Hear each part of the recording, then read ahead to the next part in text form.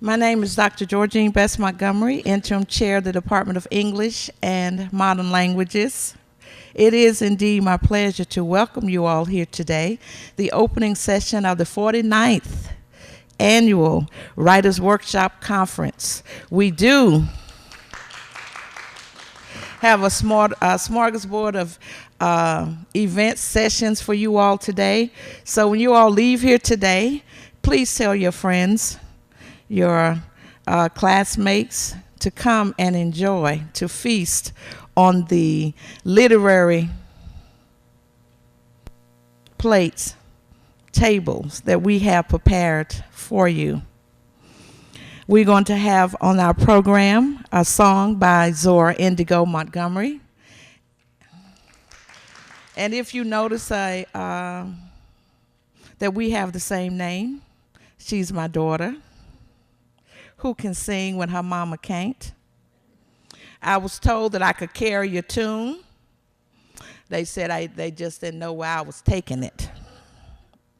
And Zora is also the goddaughter of our keynote speaker today, Tina Mackerel-Ansa, whom I had the pleasure of meeting 30 years ago when Georgia Southern, where I was a professor, gave her the Georgia Authors Book Award.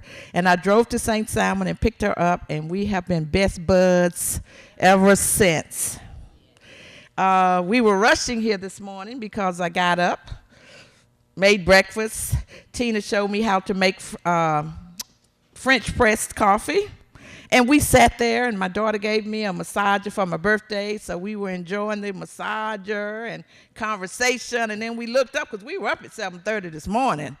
We said, where did the time go? And I got here on 2 wheels. That maximum 0 to 60 in 5.9 seconds, we did that today.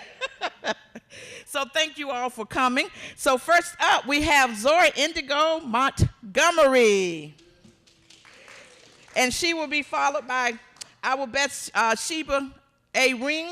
Ram, also known as Queen Sheba because she is the queen of the mic, queen of spoken word. And before her introduction to Ms. Ansa, Queen Sheba is going to treat us to a feast of her poetry. Zora Indigo Montgomery. Hello. I didn't know I was singing today until like yesterday. So, how do you do this? There we go. Just gonna do something I do all the time. This is Billie Holiday. It's one of my favorites. All right.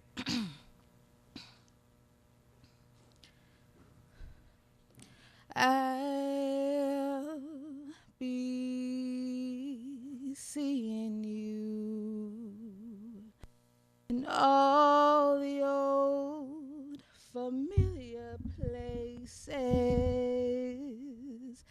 that this heart of mine embraces all day and through. In that small cafe, the park across the way, the children's carousel, the chestnut trees, the wishing well. I'll be seeing you in every lovely summer's day, in everything that's light and gay. I'll always think of you that way.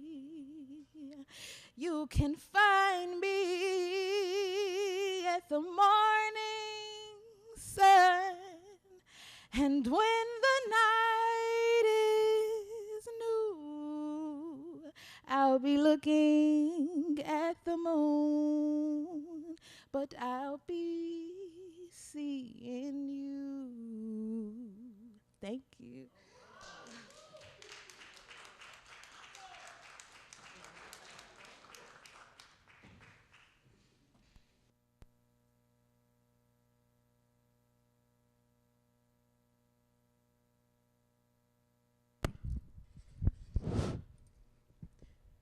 A 10-year-old walks out of my grandmother's closet.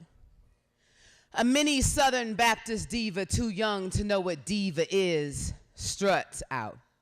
Hat flapping over her face, wicker bending to kiss the side of her cheek after every step, a wide yellow bow trailing down her back where one day she hopes her wedding dress would be. One white glove hand imitating a frantic fanning of the face as if she was just to pass out from heat exhaustion. Pearls draped 4 times around her neck and red lipstick smeared from ear to elbow, one of those Kodak moments. Good thing digital wasn't out then. Too many things to erase and forget, eaten up by bad memory. First day of 5th grade, does it look like I want my brother's hand-me-downs? I am 2 patent leather Mary Janes and Hello Kitty for that. My mother would dress us in the same Save Mart clothes the entire neighborhood wore. I would always find a phone booth on my way to the bus stop, peeling back jackets I was too ready to grow into. Jeans, not too trendy, not too tight. At recess, we were already practicing hairstylists and clothing designers, switching tops and ideas. Scissors, the original 5-in-1 tool, turned sweatshirts into miniskirts, a perfectly good pair of tights into fishnet, recombing and twisting each other's hair on the steps while boys ran in circles chasing dust. College, my brother's old fatigues turned patchwork skirt, afro and Angela Davis t-shirt, had folk clutching their purses like they were running back trying to make first down. It's Kinko's, people. I'm just trying to copy my chapbook, for Christ's sake. Wanted to get my word out to the people, let them know the revolution was coming, and me wearing my brother's fatigues 24 days straight symbolized my quiet protest till they sent those troops home. Wanted them soldiers to know they was off fighting something they didn't understand or believe in. My brother lost his life 3 days after being sent off to war. Decided his government-issued 9mm tastes better than cold turkey on ride that day for lunch. No note, no nothing.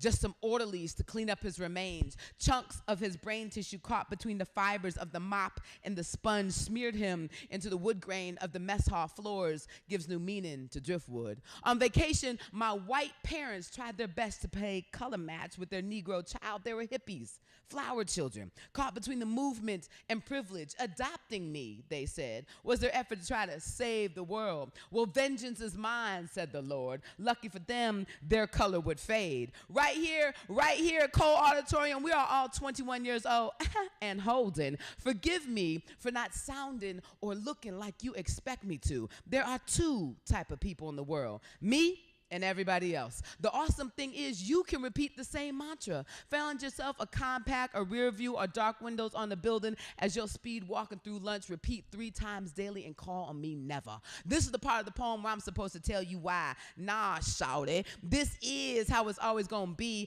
I'm always going left when the world says north. I'm always wearing plaid and polka dots when solids are in. My cadence will always be rocker meets hip hop before life support. And I will always want to slip my wrist after a bad breakup, but I won't because I'm too fly, and that's simple. And this poem is about you and I and how it seems to be a cardinal sin for us to think that we're great. Well, I happened to look up the word cardinal. Much sought after caged bird, highly valued for its song and color. Look, life is like masturbation.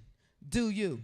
The trick is not to believe you are better, not to believe that you are better, but never believe you're worse. Go.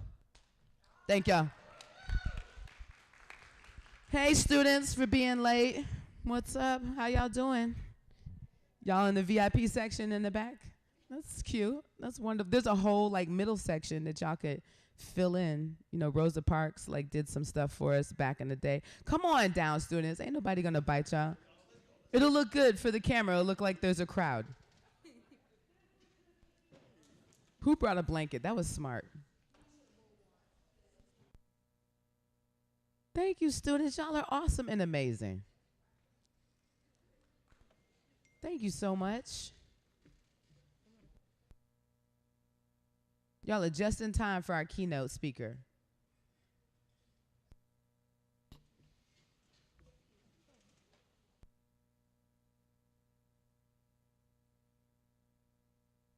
Thank you all for coming to our very first event of over 3 days. It's going to be incredible. We have programs up here before you leave. Make sure you tell your friends that we have 3 days of programming planned for you. And this is the 49th annual. That's awesome. Y'all clap for that. This is not golf. Let's have a better clap than that. Thank you. Even though Tiger Woods didn't make his comeback yesterday, boom. All right, so we're going to have our keynote speaker, and her name is Tina McElroy Ansa. Tina McElroy Ansa is a novelist, publisher, filmmaker, teacher, and journalist. Above all, she is a storyteller born and bred in Macon, Georgia, from which her fiction springs. As a writer of fiction and nonfiction for more than 35 years, Miss Ansa has been hailed as a working icon of the African American written and spoken word. She has published 5 novels, all set in the mythical town of Mulberry, Georgia. They are Baby of the Family, Ugly Ways, The Hand I Fan With, You Know Better, and Taking After Madeir. She was the recipient of the 2011, is it B.B. Moore Campbell Memorial Award from the National Book Club Conference. She has been awarded the 2005 Stanley W. Lindbergh Award for her body of work and for contributions to the literary arts community of Georgia. Ms. Ansa has also been inducted into International Literary Hall of Fame for writers of African descent at the Gwendolyn Brooks Center of Chicago State University. In March 2007, Ms. Ansa launched her independent publishing company, Down South Press, with its focus on African American literature, fiction, and nonfiction. 10 years ago, Ms. Ansa established the Sea Island Writers Retreat. That sounds fun. And on Sapelo, how do you say that?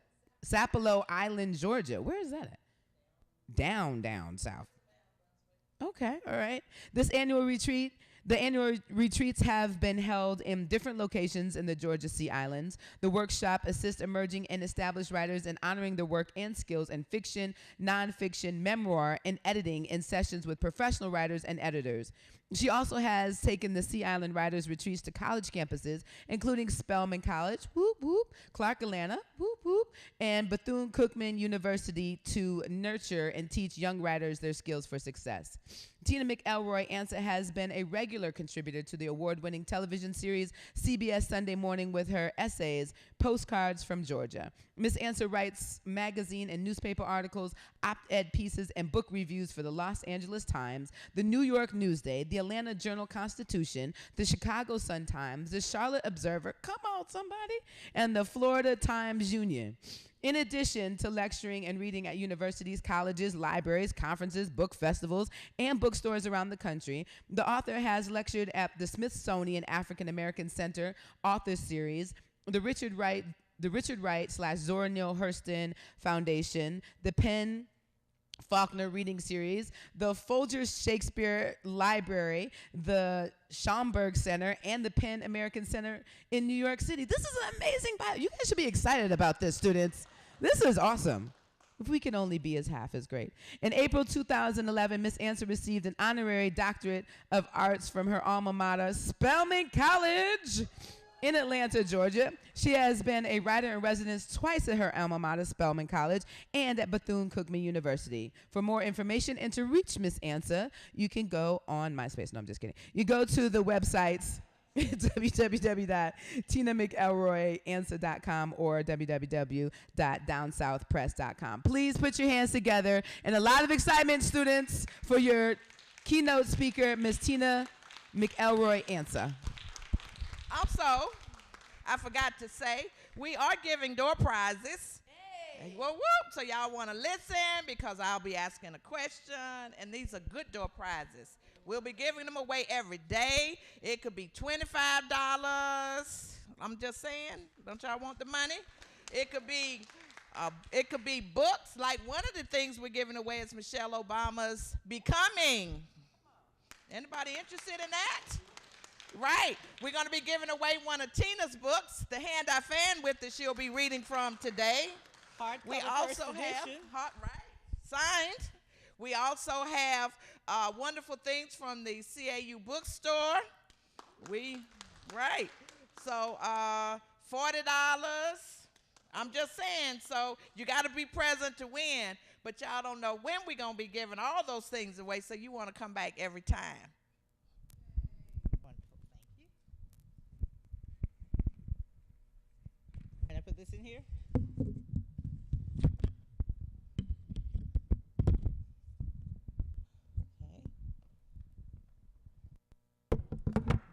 I'm going to stand out here. I'll read there, but this podium feels like it's between you and me, and I don't like that. Is everybody here? Can everybody hear me? Yes. Okay, wonderful. Well, this is a real joy to be here. I have been here been invited a couple of times before, but I'm always so thrilled when I come back to the AU campus, because so many memories. I was telling my godchild, who was a beautiful singer this morning, wasn't she wonderful?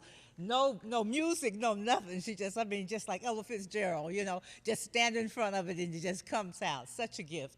But I was telling my little schoolgirl that I was so in love with a guy named Michael Choice, who went to Clark AU. I was at Spelman.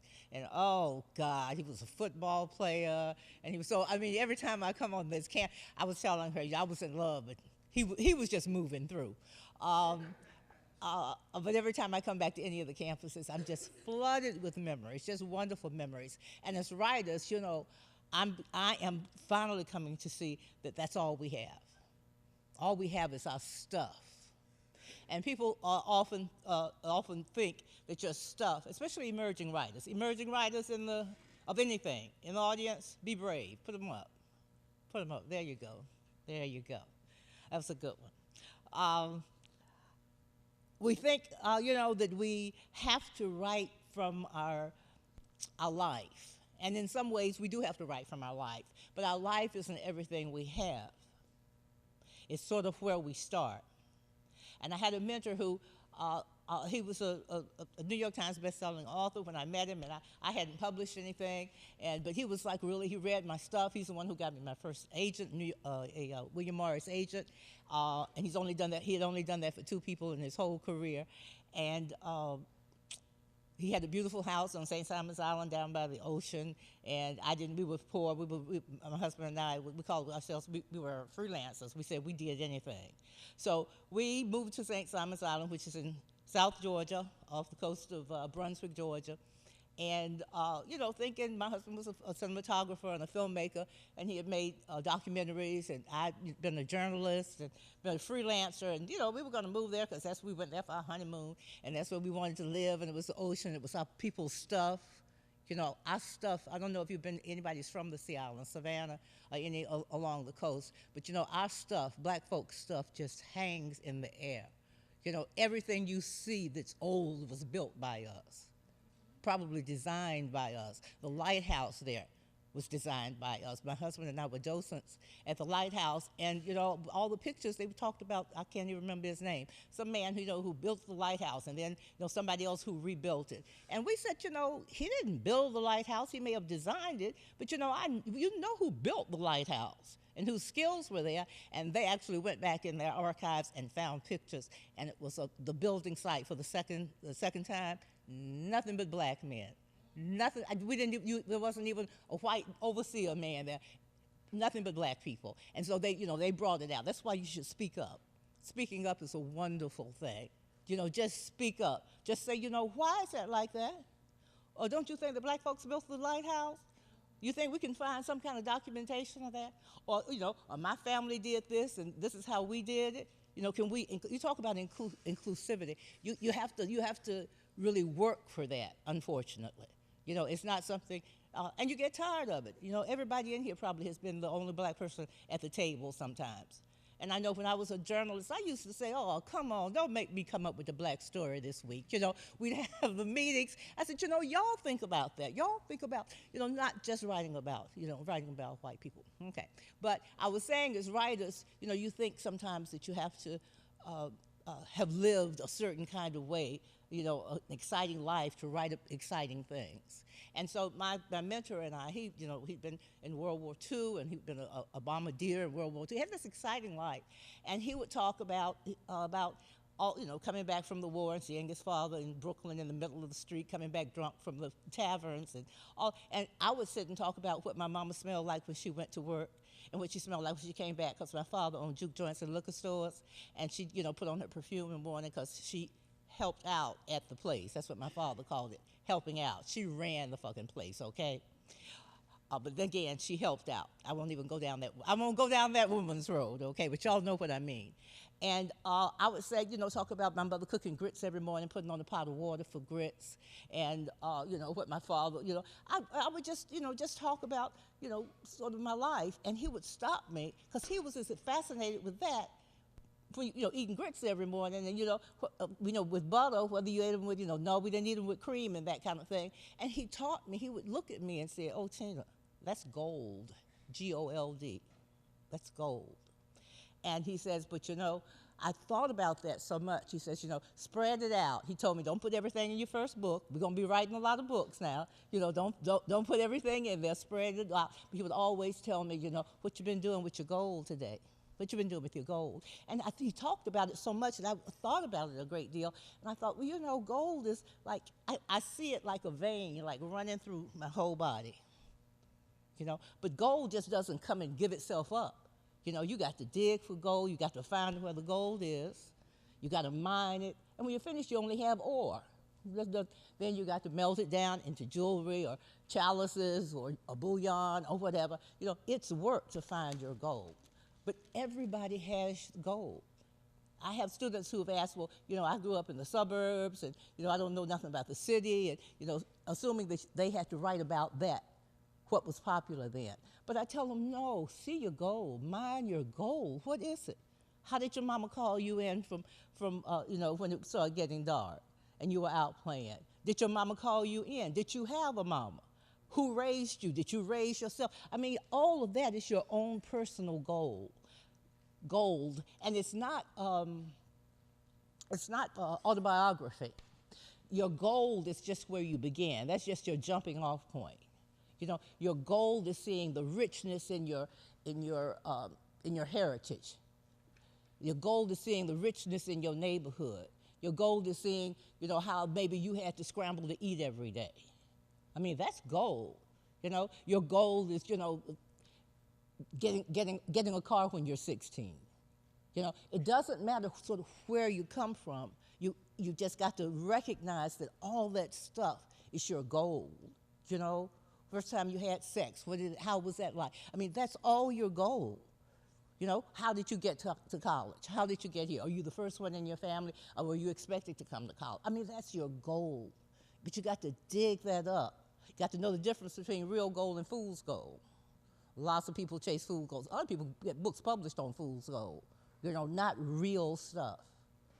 Real. And things don't have to be intense all the time. You just have to know what your goal is.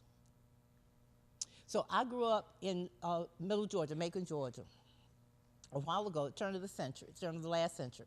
I'm sorry, the middle, not that old, in the middle of the century, and when black people of color, were really discovering themselves, really, going out into the world, we were fighting. It's a time of civil rights act that really changed 1964. That really changed in the South. Really changed segregation, opened up a lot of doors for us. But at the middle of the century, I also noticed that things were just turning just a little bit, and people were doing things differently. And for black people, we were coming out into a world that we really hadn't been in before. And things were changing in us and in how we were going to go into the world and how we saw each other. Were we going to take what we were into the world? It's something as seemingly small as, eating watermelon out in public, or, letting people know that, that you were from the country and you ate chitlins, all of that. But it's also a time that I noticed that before desegregation, we were so unselfconsciously black. Anybody here old enough to hear their grandparents and their mothers talk about that? We were who we were in the world. It was when we sort of came out into the larger world, it was then start questioning yourself, well, okay, should I wear that? We're still doing it. They're still saying you can't wear your hair a certain way. You know, and so you have to kind of fight always and make a decision whether you knew it or not. You know, what was I going to be out in that world? Was I going to be my authentic self? Or was I going to change my voice? You know, we all, you know, code switch, we all do that. You know, you have to do that. But I'm going to change who I really am. As they say, used to say, am I going to start talking proper now? Oh, Lord, he done gone to college, and now you can't even understand him. He talks so proper, you can't understand him. You know, are we going to do all of that? So I always knew I was a writer. I was one of those little girls who listened to I listened to anybody's stories. My father owned juke joints and liquor stores, and it was full of stories. Full of stories. I don't know if you're familiar with the moth storytelling hour. I did a moth story about my first time I made love, but it was also about growing up in Macon. And so I came of age at that time, and you know, I went to a desegregated Catholic school first year that they had black folks there. And so, I mean, I had to make a lot of decisions right quick, you know, who I was going to be in the world. I didn't know I was doing that, but that's exactly what I was doing. And what I noticed is that, you know, we're very self-conscious still in the world. We still are sort of checking ourselves out at different times. It's very, very challenging to be your authentic self in a world that does not validate you, the way you don't see yourself as often. Dr. Bess and I were talking last night, but Crazy Rich Asians was on. And we were just sort of looking at it, and when we got to the end, we both looked at each other, and we had the same thought, and that was, everybody likes to see themselves on the screen. Because it was just a, you know, rom-com, you know. We knew they were going to get together in the end. We knew he was going to surprise her somewhere. But, you know, but there was all that richness of Asian culture, you know, in that movie. And we just like to see ourselves on the screen. Everybody likes to see themselves on the screen. Everybody likes to see themselves represented. And so I knew I was going to write, but I was a journalist, but I really wanted to write fiction. I always wanted to write our stories. And we moved to St. Simon's Island, and it's off the coast of a small town, Brunswick, Georgia. And I was there for a while, and I'm trying to write, and I'm writing about ghosts, really. I'm writing about spirits. I'm writing about family. And I started noticing that in this small town of Brunswick, black people were unselfconsciously black. They were black like I remember, like back in the, you know, 50s and 60s, you know, before, you know, black women would stand at the Piggly Wiggly, you know, and talk about, oh, grandmama came back to me last night. She did. Well, what did she say? I mean, unselfconsciously black, you know, talk about everything in front of anybody. And it was like the most wonderful thing in the world. I was like, damn, these people are like black.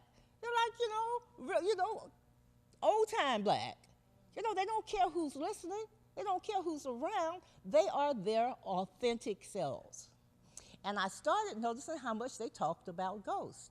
And I was born with a caul over my face. Anybody know that? A veil, the thin membrane that children are born with. Some children, it's not rare, it's uncommon. And there are all kinds of beliefs in every culture, Native American culture, in British culture. David Copperfield in Charles Dickens' works was born with a caul.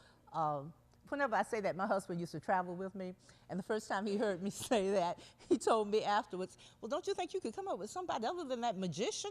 Why do you care about that magician? I said, no, babe, no, David Copperfield, the book.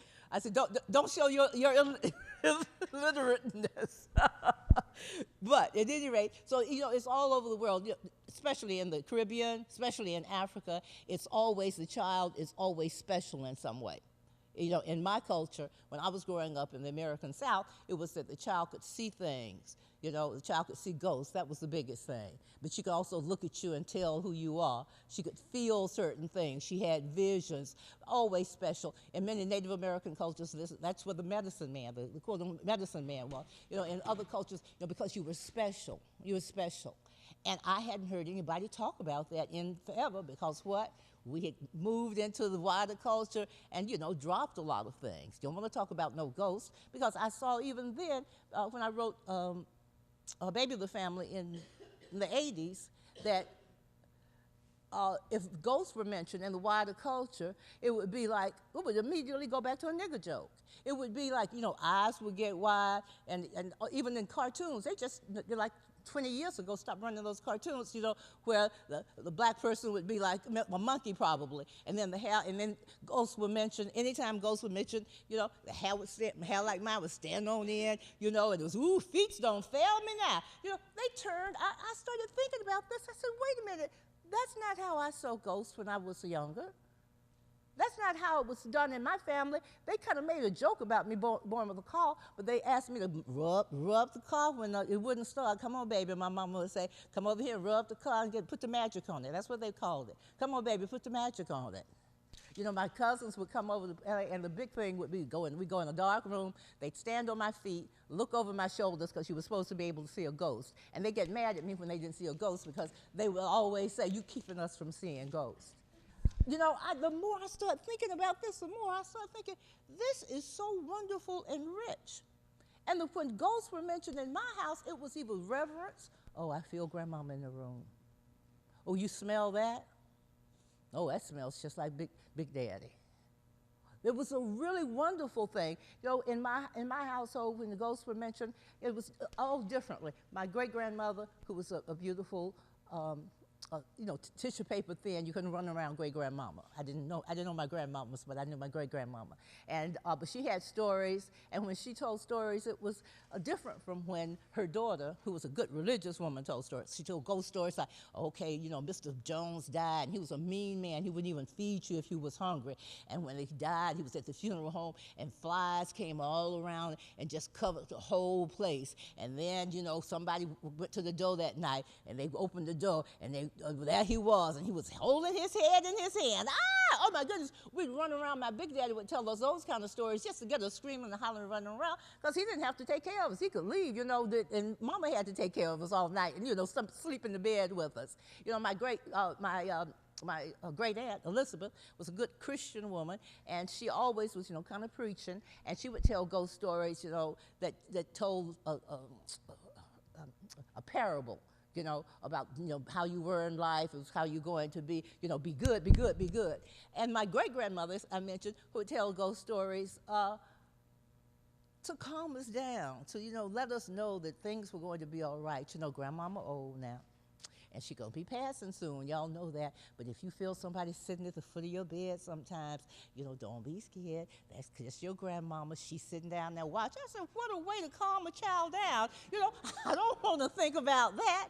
But, you know, I started thinking of all the ways that ghost stories were used in the African-American culture. Just in African-American culture, ghost stories. And I started thinking, you know, shoot, I'm going to grab that back. You know, I just wanted to grab back ghost stories, you know, and throw them down on the ground and just roll on them, just the way the folks in Brunswick did, who told ghost stories at the doctor's office, who talked about dreams openly. And that, I found out, was what? Oh, it was my goal. That was my goal. Ghost stories and spirits and the occult and the metaphysical and all of that, and how that all came together for me and my stories. Are we getting time? Now, and I want to read a little bit, but what I am telling all the people who raised their hands, who said they were writers, all the people who didn't raise their hands because they're afraid to admit that they're writers because somebody's going to say, well, what you read, what you got published. You got to duck your head and say, well, I ain't got it. You know, you're a writer because you claim to be a writer. You write every day. You're a writer because you're doing something in the world. You're a writer because you're brave enough to send your stories off to get published. You know, you're a writer because you're brave enough to come up to a writer after a reading and say, you know, this is what I'm working on. I'm having a little trouble with this. Can you help me? You're a writer because you follow all the writers that you love on Twitter and Facebook. And you listen to, because you follow them, you can get little mini workshops. That's all we tweet about is our work. Okay? All right.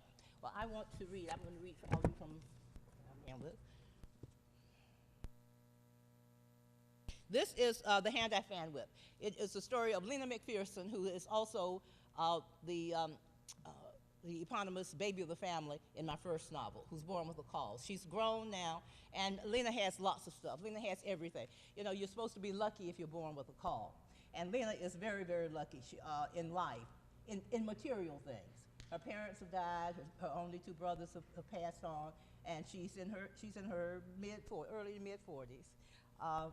She still looks really good. She looks really good. Let me stop saying still. She looks really good, but she has lots of property. She inherited all her parents' land. She inherited their juke joints, what she owns. She started her own real estate company, but she only hires women. She doesn't even get in trouble for only hiring women. She's living the life. She has a beautiful house out on the river. There's a river that runs through Mulberry, which is my little town. And she has an estate out there. She has stables because she loves horses. She has heated. She has everything. She has the first sports car off the line because she sat next to the designer on the plane, and she was able to buy it, and so she has the only one that's out now. She has all of that, but she doesn't have love. She takes care of the whole town because she got money. I had a friend I used to go to, Lord, all the time, for a long, and she would tell me the sweetest thing. And I said, oh, I just hate to always come back to you. She said, you go to the person who got it. Isn't that wonderful? You go to the person, don't feel bad about that. Ain't no need of asking all these other people, they ain't got it, How generous. Anyway, but she has all of these things, but she doesn't have anybody in her life who cares about her particularly. And she doesn't have, a man. She has men in and out of her life, but not anybody that she can continue dating because she's born with a call and she can see things. And unfortunately, somebody that she really likes and she sees him being mean to an animal. What is that about? Why do that? Okay. But at any rate, she and her best friend, who's a anthropologist, get together, and sister, that's what they call her, sister says, Lena, you were born with a call. I remember all that stuff you used to be able to do. She said, we need to conjure you up a man. And they get, drunk. They go on a little wine one night, and a little, they smoke a little weed. You know how you get with your girlfriends, they do a little ceremony, an authentic ceremony, but they do a ceremony out under the moon, out on Lena's deck. And they ask for a kind man, a sweet, generous man, a smart man. Oh, God, a man who really knows a woman's body. I mean, they ask for everything lined up, everything that they want. And they just forget about it because, they were kind of half playing, half not. And Lena starts feeling things. First, it's a breeze on her neck. Almost brings her to orgasm while she's driving. Then her heated pool, all of a sudden, is cold when she jumps in it. And then she's taking a shower, and she hears somebody say outside, clearing his voice. And that's all of our women. I don't know if men know that, but that's all the women's biggest fear. You in the shower, you naked. The only tool you got is a loofah pad and a loofah, and somebody's in your house. And she looks out, and this man appears. First, kind of like the overlays in biology books, where there's the bone, the structure, and then the muscle on it, and then the skin, and that's how he appears to her. And his name is Herman, which I love. And he is a 100-year-old ghost. He wasn't a slave. His family were Maroons. And he's been watching Lena for 100 years, helping her. He's the one at her shoulders. He's the one saying, and he gets realer and realer and realer. And he comes in her life and changes it. And I love this part so much, I'm going to read this. Everybody grown in here? Anybody not grown? Okay, all right. This is called Little Sis. Herman first showed his face in April. By late May, when they could clearly see the sea serpent and the crab in the night sky, he had come up with 100 ways to call Lena baby. Sometimes he sounded avuncular, like her father's protective old friends and card-playing buddies. Sometimes he said it real sexy, like sexy old men in town who said, hey, baby, like they didn't know they were old. To Lena, the South seemed full of sexy old men who reminded her of Ray Charles or Mr. Jerome. Mr. Jerome was a man in his 80s, both of whose legs had been amputated 20 years before, and he still made the nurses' aides at the Mulberry Arms Retirement Village giggle whenever they came in and announced whirlpool. Sometimes Herman said baby briskly, almost businesslike, like, hey, baby, hand me that wrench.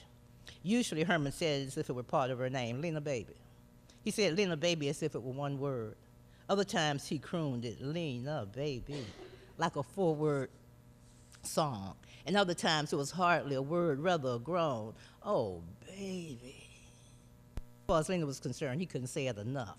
It was easier than anyone would have thought for Lena to fall into a relationship with Herman, a ghost. They were comfortable with each other from the first night that they danced and ate and loved together. She treasured the camaraderie she and Herman shared, their walks and tramps through the woods around her house that evoked childhood and represented the banishment of woodland demons. She felt heart-bursting pride in his mechanical and engineering acumen, as much as he seemed to feel over her special skills. She loved to awake with a wisp of his scent still lingering on the sheet next to her, enough for her to roll over into and snuggle into for a few minutes before rising. She loved to do for him and make over him, but the one thing that she loved and treasured above all else was their lovemaking. Lena and Herman fucked until her toes tingled. Herman discovered that what he couldn't even buy in Middle Georgia back in his time, Lena was happy to give and receive. The first time that they made love and he kissed and licked her vagina, he just knew he had gone too far. When she returned the favor, he felt like he had truly died and gone to heaven. Lena learned over and over again that this man, this spirit, this ghost, this specter was no ordinary man. While Herman made Lena's pussy sing, Lena had heard women down at her father's place use that expression, "Girl, I ain't going nowhere. That man made my pussy sing last night." Lena hadn't had all that much experience with sex, but she thought that she knew what it meant. After Herman, however, she realized she had not had a clue. Herman really did make her stuff, as he called it, sing. At first, he thought it was Herman down there between her legs, singing and humming to himself in exultation and ecstasy as he kissed and sucked and tickled and licked and nipped and bit her. She knew that it must have been Herman down there humming against her clitoris, giving her what he called a buzz. Then she realized it wasn't Herman's voice she heard, but one that sounded like her own if she had been able to sing.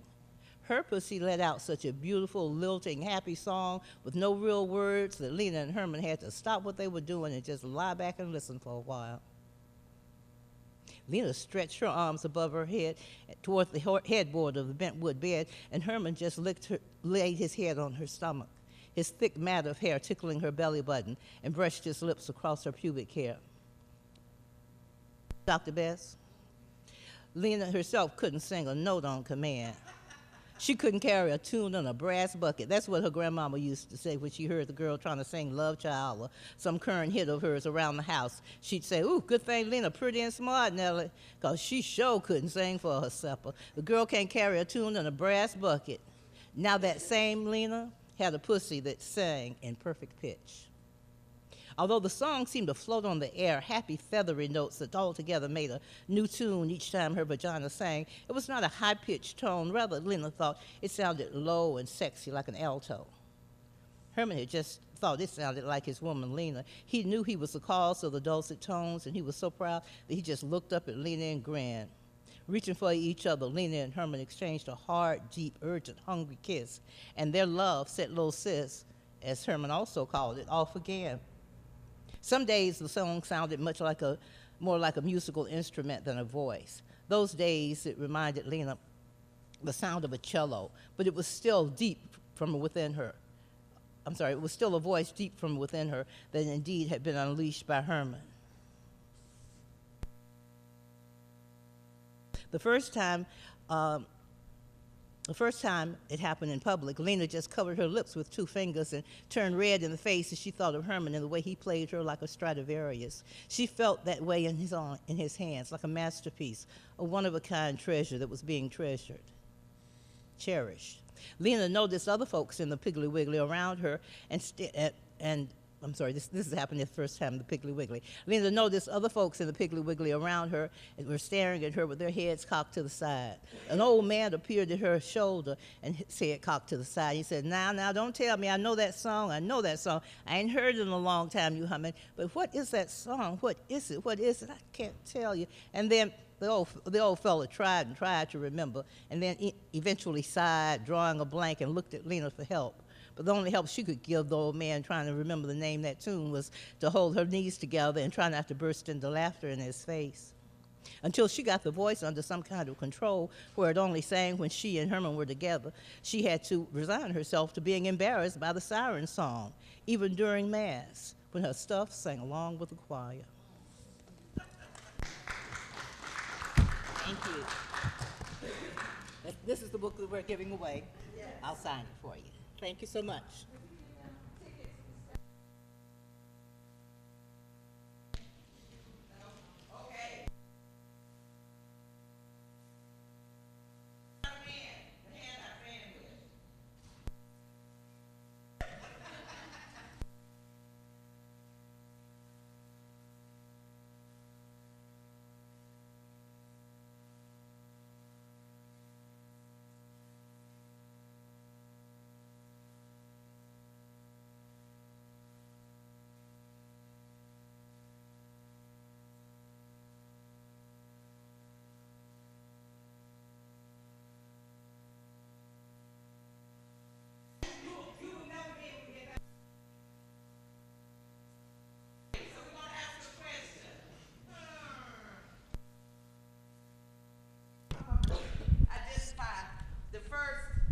Hand that goes up. So y'all got to raise your hands.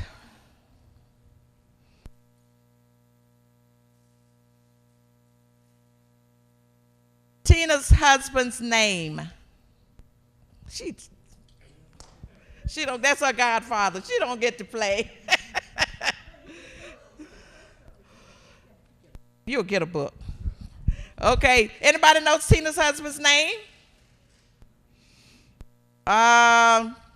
Anybody knows the name of Tina's, oh God, I can't ask that question without giving away the name. No, can't answer that question. Where's Tina Microansa from?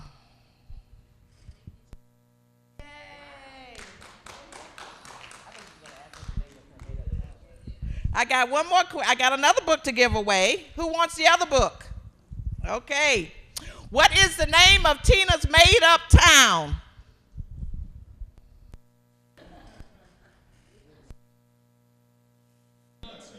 Anybody? Name of Tina's made-up town. All of her novels are set in this town. Yes. Mulberry? Yay! You get a copy of Michelle Obama's Becoming. All right. So, Tina, let's move on. So, Tina, let's move on to the next part of the stage program. Welcome you all who are coming in.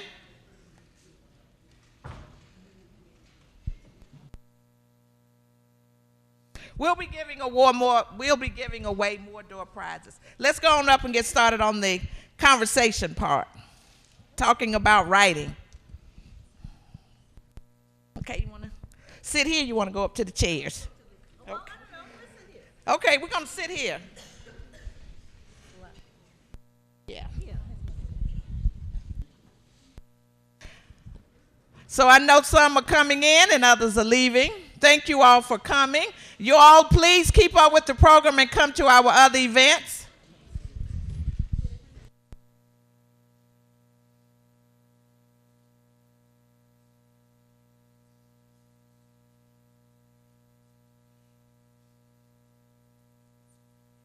It is.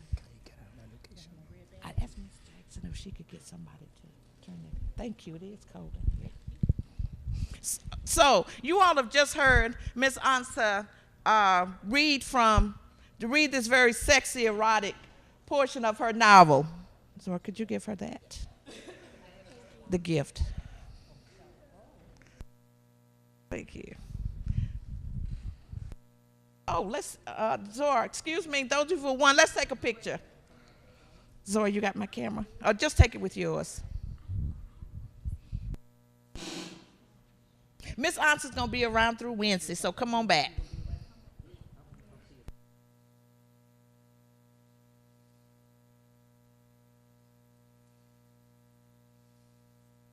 So let's take a picture of the winners of the, hold up your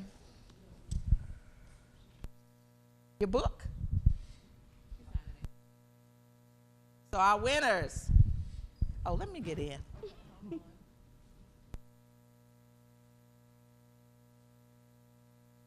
Thank you.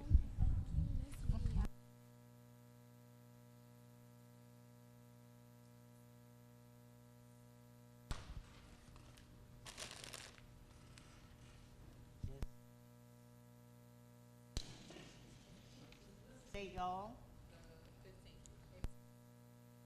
Tax day for the grown people here. Isn't it tax day? Okay, Miss Hanson, what prompted you to write such a sexy text, sexy novel? Well, actually, I started thinking about this when I was a little girl Okay. because my mother was a big reader, and she had double books everywhere, and she gave books to us for Christmas, and along with socks and pajamas and stuff. We always got books, and we read a lot, and reading was a treasure in our home. And my mother had books everywhere, but the books that I really liked were the books she had on the bedside table, because there she had, Lady Chatterley's Lover, thank you, East of Eden. Lady Chatterley Lover? About the lady, literally lady, with the gardener. And it's very, very sexy, very erotic. It was banned in the United States and many countries, as a matter of fact. It's very erotic. So she had all these kinds of books about table, not porn, but sexy books. And of course, I wasn't allowed to read them. I was, I could read, and she called me, she saw me reading them. Oh, no, she would tell me, she's the one who made the distinction for me between reading good literature and reading trash.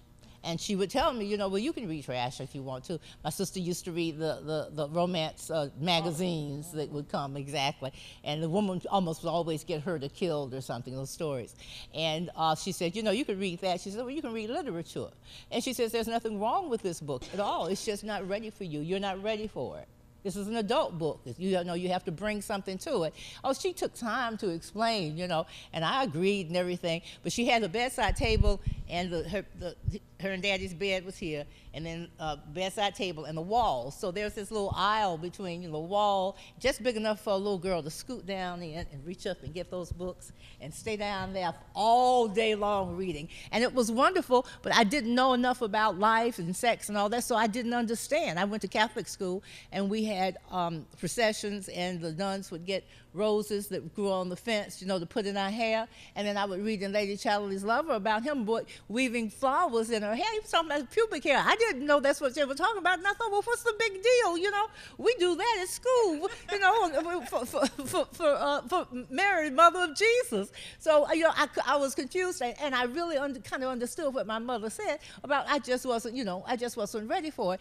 I spent a lot of time at my father's juke joints and liquor stores, and they were full of stories. That's why I'd like for you to look at go online and go to the Moth stories, because I did a wonderful story about my first time, and I got all of that from the people who hung out at my father's juke joints, and some of them were school principals, because that was the only place for black folks to go then. They didn't have nice nightclubs. You couldn't go to white folks stuff, and so the juke joints were a place where everybody sort of congregated.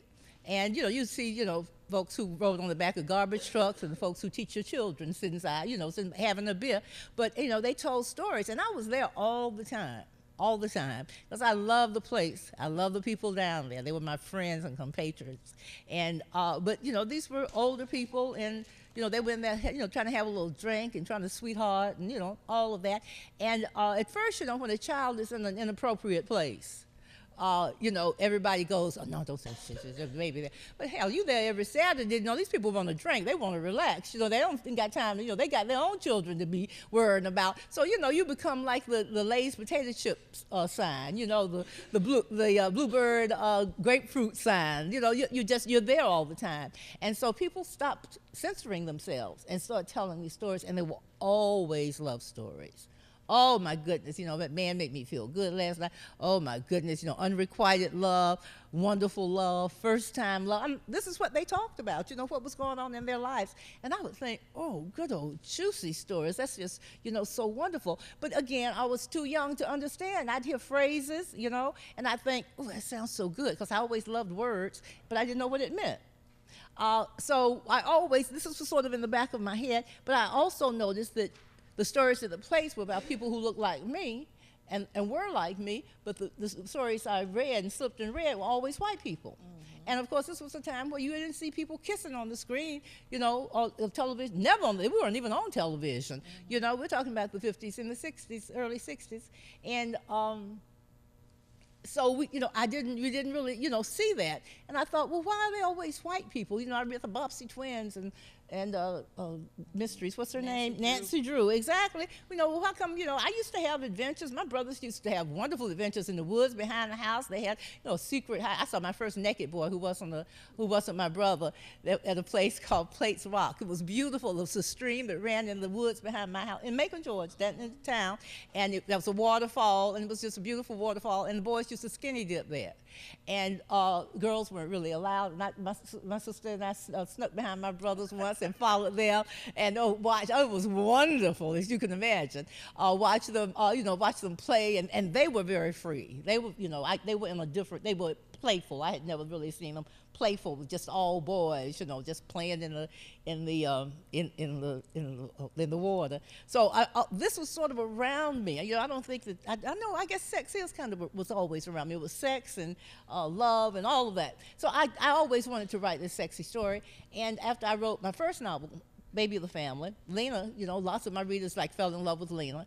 And I was riding to the little on Brunswick. I was driving to the little airport that we had there. It's bigger now, but it was a little airport. And I knew the road, and my husband was taking me to, you know, go on book tour for something. And you know, once you finish a book, you before it gets published, you got that long. And so most writers started thinking about their second book while they're kind of finishing up their first book. And so I'd been thinking about what I wanted to do, and I said I really wanted to write a love story. So I was talking to my husband about this, and I said I think I'm going to make it Lena, because I really want it to be a love story, but I want to see the love on the page. I want to see the sex on the page. I want to, you know, see what color it is and why she's screaming, because that's what I always used to want. You know, I'd read, they'd always fade out at the good parts. And I said I want my book to fade out. You know, I want it to just be getting started when we get there. And I'm sitting in the car. You know how people who know you will, you know, look at you like, are you nuts? I mean, really?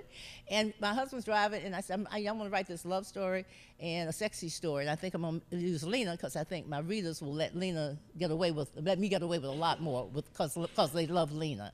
And I said, but I have no idea. I don't know who she's going to fall in love with. And I could feel my husband turn slowly and look at me while he was driving. And he said, who else would Lena fall in love with but a ghost? Man, the whole novel just opened up. It was just wonderful. I started thinking, you know, as an element, as a tool for a writer. That's why I like ghosts, because they can do anything. But I said, oh, this man could be anything. He can be soft. He can be hard. You know, he can be real. He can be not real. I mean, it just started opening up. I mean, he could be anything. He could be anything and do anything, and then he could be from any era. And then I started thinking, well, wouldn't it be wonderful if he's from a whole, so I mean, it just opened up like a slow motion rose. You know, you see the slow motion, the rose open up like that, the petals just open up, one thing led to another. That's the other thing I wish I will say before it's over. And in your writing, you know, start. When I talk about your goal, let that be your start. Because what happens is that everybody kind of starts from the same place. And then as you start, then your life kind of tells you, you know, well, what's next? You know, what's next? And then what do? And then you think about your own life, and then you think about, you know, the woman you sat next to on the bus who looked like she had never been loved. Okay, what does that mean? You know, or you see, you know, you start, you have to just start. Why did you name him Herman? Oh, Lord, I took the day off when I named him Herman. I knew his name started with an H. He was Herbert, he was Henry, he was Harry, I don't know why, but I knew that his name started with an H. You know, I have a girlfriend who's a writer who told me something so wonderful. She says that when you're writing, in anything actually, and doing everything that you are supposed to do, you know, trying to write consistently, reading widely, going to workshops, you know, speaking up when somebody asks if you're a writer, all the things, being consistent, all the things that you're supposed to do, you're in the state of grace, and things come to you. In any kind of creativity, haven't you done that with your singing? When you're in the state of grace, you're doing what you're supposed to, and you know, you walk by someone with crinoline skirts, with a crinoline, and you hear that whoosh, whoosh, And you go, oh my goodness, that's wonderful. Oh, and you have no idea kind of where it goes, but you know that you want to capture it, and you find out, you go back to your, your writing space, and you realize, oh my goodness, my main character. My main character wears crinoline skirts. That's why, when she was a little girl, she never got crinoline. I mean, if you get started, spirit will take you on. I mean that. And I don't say that often because then people get into another space of, oh, well, you have to channel a story. No, I'm just talking about the spirit that got you up this morning. The spirit that told you, you don't have this kind of coffee, don't have that kind of coffee. The spirit that told you that, go back and help that woman. She needs help with that bag. The spirit that just moves through you. It's there for you. It's there for you, like waiting, just tapping her foot, just tapping her foot. Oh, I wish she would call on me. Oh, I wish she would open herself up. Oh, I wish she would look at that person next to her who looks exactly like her main character, or who's wearing clothes like her character. It's there for you. But you aren't in the state of grace unless you're doing what you're supposed to. It just doesn't come. It kind of recognizes those people who are doing what they're supposed to do. So I was thinking about this, my main character, the male character, who's a ghost, and he was Harry, he was all these things, and so I would just start. Don't let things stop you. If it's not working for you, write X. When you get to that part, just write X. I love to write X, X, X, X, X, X, X, which means for me, okay, girl, go back and fill this in. You need to think about this, but I don't let it stop me because I want to get to the next thing. Mm-hmm. And so when I would get to this name, I would just write a capital H. And I was sitting there, and I was just looking at my work. And I was thinking about Lena. I was thinking about my character, my ghost character. And I said, oh, man, that's her man. Now, I said, that's her man. I said, oh, my God, his name is Herman. That's what it is. It's Herman. I took the day off. I was so proud of myself. It was wonderful because it wasn't contrived. Because, it can look contrived, but it did not come to me. But I knew his name was H. And so, Spirit kind of gave me that H thing, but didn't give, I had to do the work to do the, I had to do the work. Her man. I wrote her man. I was like a 14-year-old girl on her first love. I wrote Herman, Mr. Herman. I never gave him a last name. I don't really know what his last name is. If I write about him again, I'll have to give him a last name. I like the fact that he only had a first name. Yeah. Made him sort of, mysterious. So we talk about black women and this whole notion of hypersexual, right? So oftentimes you don't have black women writers dealing with their own sexuality, writing about enjoying sex, because we're told you got the good girls and the bad girls, and the good girls don't. So although we may enjoy it, we don't write about it. Zane came onto the scene and gave us these very sexy, erotic stories, right?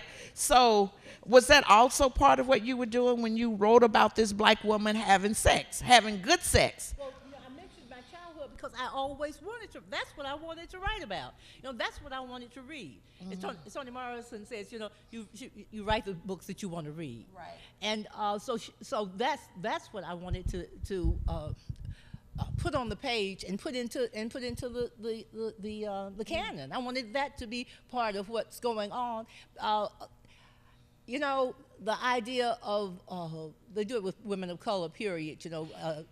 Latin women, Latinos are always the hot firecracker. Mm-hmm. Okay, and we're always the sultry, maid in the kitchen who seduced the guy in the house, or that's who we are. Either like you say, either you're a good girl, and this is 2020, and this is still embedded in many of our psyches. No matter how sexually free we are, we may be that way, but we're not going to write about it and let people know. Oh, I know what that feels like, and all the rest.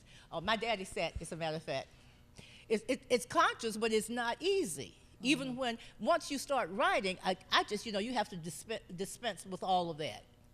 You can't have that, I call it that heifer in my head who's always saying, don't do that now. No, that's not right. Don't. I say, I have to tell her all the time, bitch, shut up. Because you do. You have to quiet that voice, and everybody's got one. Everybody's got one that tells you, hello, I love you. You look beautiful. Thank you so much for coming. Dr. Georgie. And you have to quiet it because it tells you, don't go for that job. It tells you all those things that you don't need to hear. Oh, don't write that. Now you're going to have to read it out loud. It's one, and it's true. It's one thing to write in the comfort of your own, studio, your own home, but you have to go out and read it. So you have to claim that. So as I was writing it, I knew what I was doing. I wanted to do that, but I knew that I was going to have to claim it. That was the writing. It was going to sort of be the easy part. And when I did first reading at home, I was just thinking my father was alive, and he was sitting like right there, and I read that. I read that chapter the whole chapter that I was reading, and I didn't look at him. I did not look at him. I did not look at him, and I looked at everybody else because I had read it in front of my Spelman sisters, and that was one. That was good. Then I read it out in public, and that was good. I could do that. Then I read it in my hometown without my daddy there, and that was good. Then I thought I was a big girl, oh man, I'm slinging it. And then I looked down and said, oh God, I haven't read in front of my dad. What was his response? My sister was sitting next to him and I didn't see it, so I asked him later, what did he say? What was he doing? And she said at some point he looked at me and went, oh well. That's the baby. That's the baby. The baby gets away with lots of it. But the idea that, Zane and I are friends, and I'm not I'm not dismissing her at all. But Zane's writing was one thing. I wanted to write literature. Absolutely. I always wanted to write literature. And so mine was coming from a different place. Hers was coming from entertainment. I think that's what she would say. To enjoy the book and, talk about it. And mine was, I wanted to make a statement. I wanted it to be part of what people read. And I wanted, I didn't even think about freeing other readers. I just thought about it being out there, so you could. Well, when I said I didn't think about other people's sexuality. I was thinking about it in terms of the book. So I think The Hand I Fan With is a deeply and profoundly spiritual text. So I just wrote a paper and had it published on spiritual eroticism in The Hand I Fan With.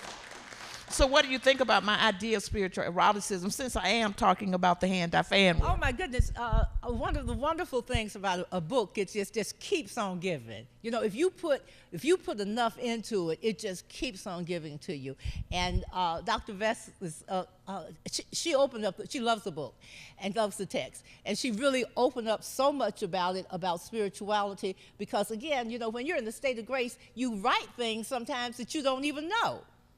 It comes to you. You write it for one reason, and you realize, oh, that, completely touches somebody in a different way. That completely opens up. And so you're writing about Ifa. Completely, you talked about the water and ocean. And I knew all of that. I knew it. So on some level, you know it. When you write a book, I tell my students all the time, we practice going, because after you write a book and it comes out and someone stands up and comes up with something completely that you never thought about, and they want you to talk about how you came up with it, and you're thinking, you're telling me that that's what's in the book. So you go, that's interesting, and then you let them talk. But I am amazed when I talk with you and we talk about what you see in the book and how you bring, especially the spirituality. But I think that, that a level of love, which includes sex, is a spiritual act. It's got to be, for it to be really like love. It doesn't have to be, oh, I love you, but that love that, you're a human being and I'm a human being. I'm giving you this, you're giving me this, we're sharing this moment. I mean, how spiritual can you get? It's like church. Right. Coming together. It is. It's coming together in a sort of, in a special way. You forget how naked, not no pun intended, but how naked and vulnerable you are. When you're in a sexual relationship with anybody. Yeah, Very. And lots of times we don't even acknowledge it because then it's too deep. How you don't tell, too deep, cutting too close to the bone. Wait a minute, how women will tell you, oh, wait a minute, I can't hear that. That's what's going on with me. But it's very deep in that way. And one of the things that I honor about The Hand I Fan With is that I think so often about masterpieces of any kind, of paintings and all the rest, and how people come back to them. And that's why they're in a museum. You come back to them time and time again, because each time you come back to it, you see something different. You bring something new to it. It's new to you. It never gets old. Starry Night never gets old. You see something, you think something about the artist. It's there. So people come back to the book. Even I come back to the book and discover things. So that's what I talk about. So you talked one time about a preacher using the hand I fan with as part of a eulogy. Oh, Lord. Listen, would y'all have thought that? That the hand I fan with was used as part of a eulogy. What do you think he saw in that novel to use as a eulogy? It was a eulogy for a fairly young man who had 2 young children, was playing in the yard with him, had a heart attack and died. It was in Atlanta, and I got a letter from the widow's best friend, and she had read the hand I fan with, and she asked me to sign a copy. Well, I signed a copy and sent it to Susie. Susie was the widow, and she says, I know this will help her. I know it will. So I sent it right away, and she read it, and she was reading it, and so it was they were on the way to the funeral. So, I mean, this happened, very quickly. He died.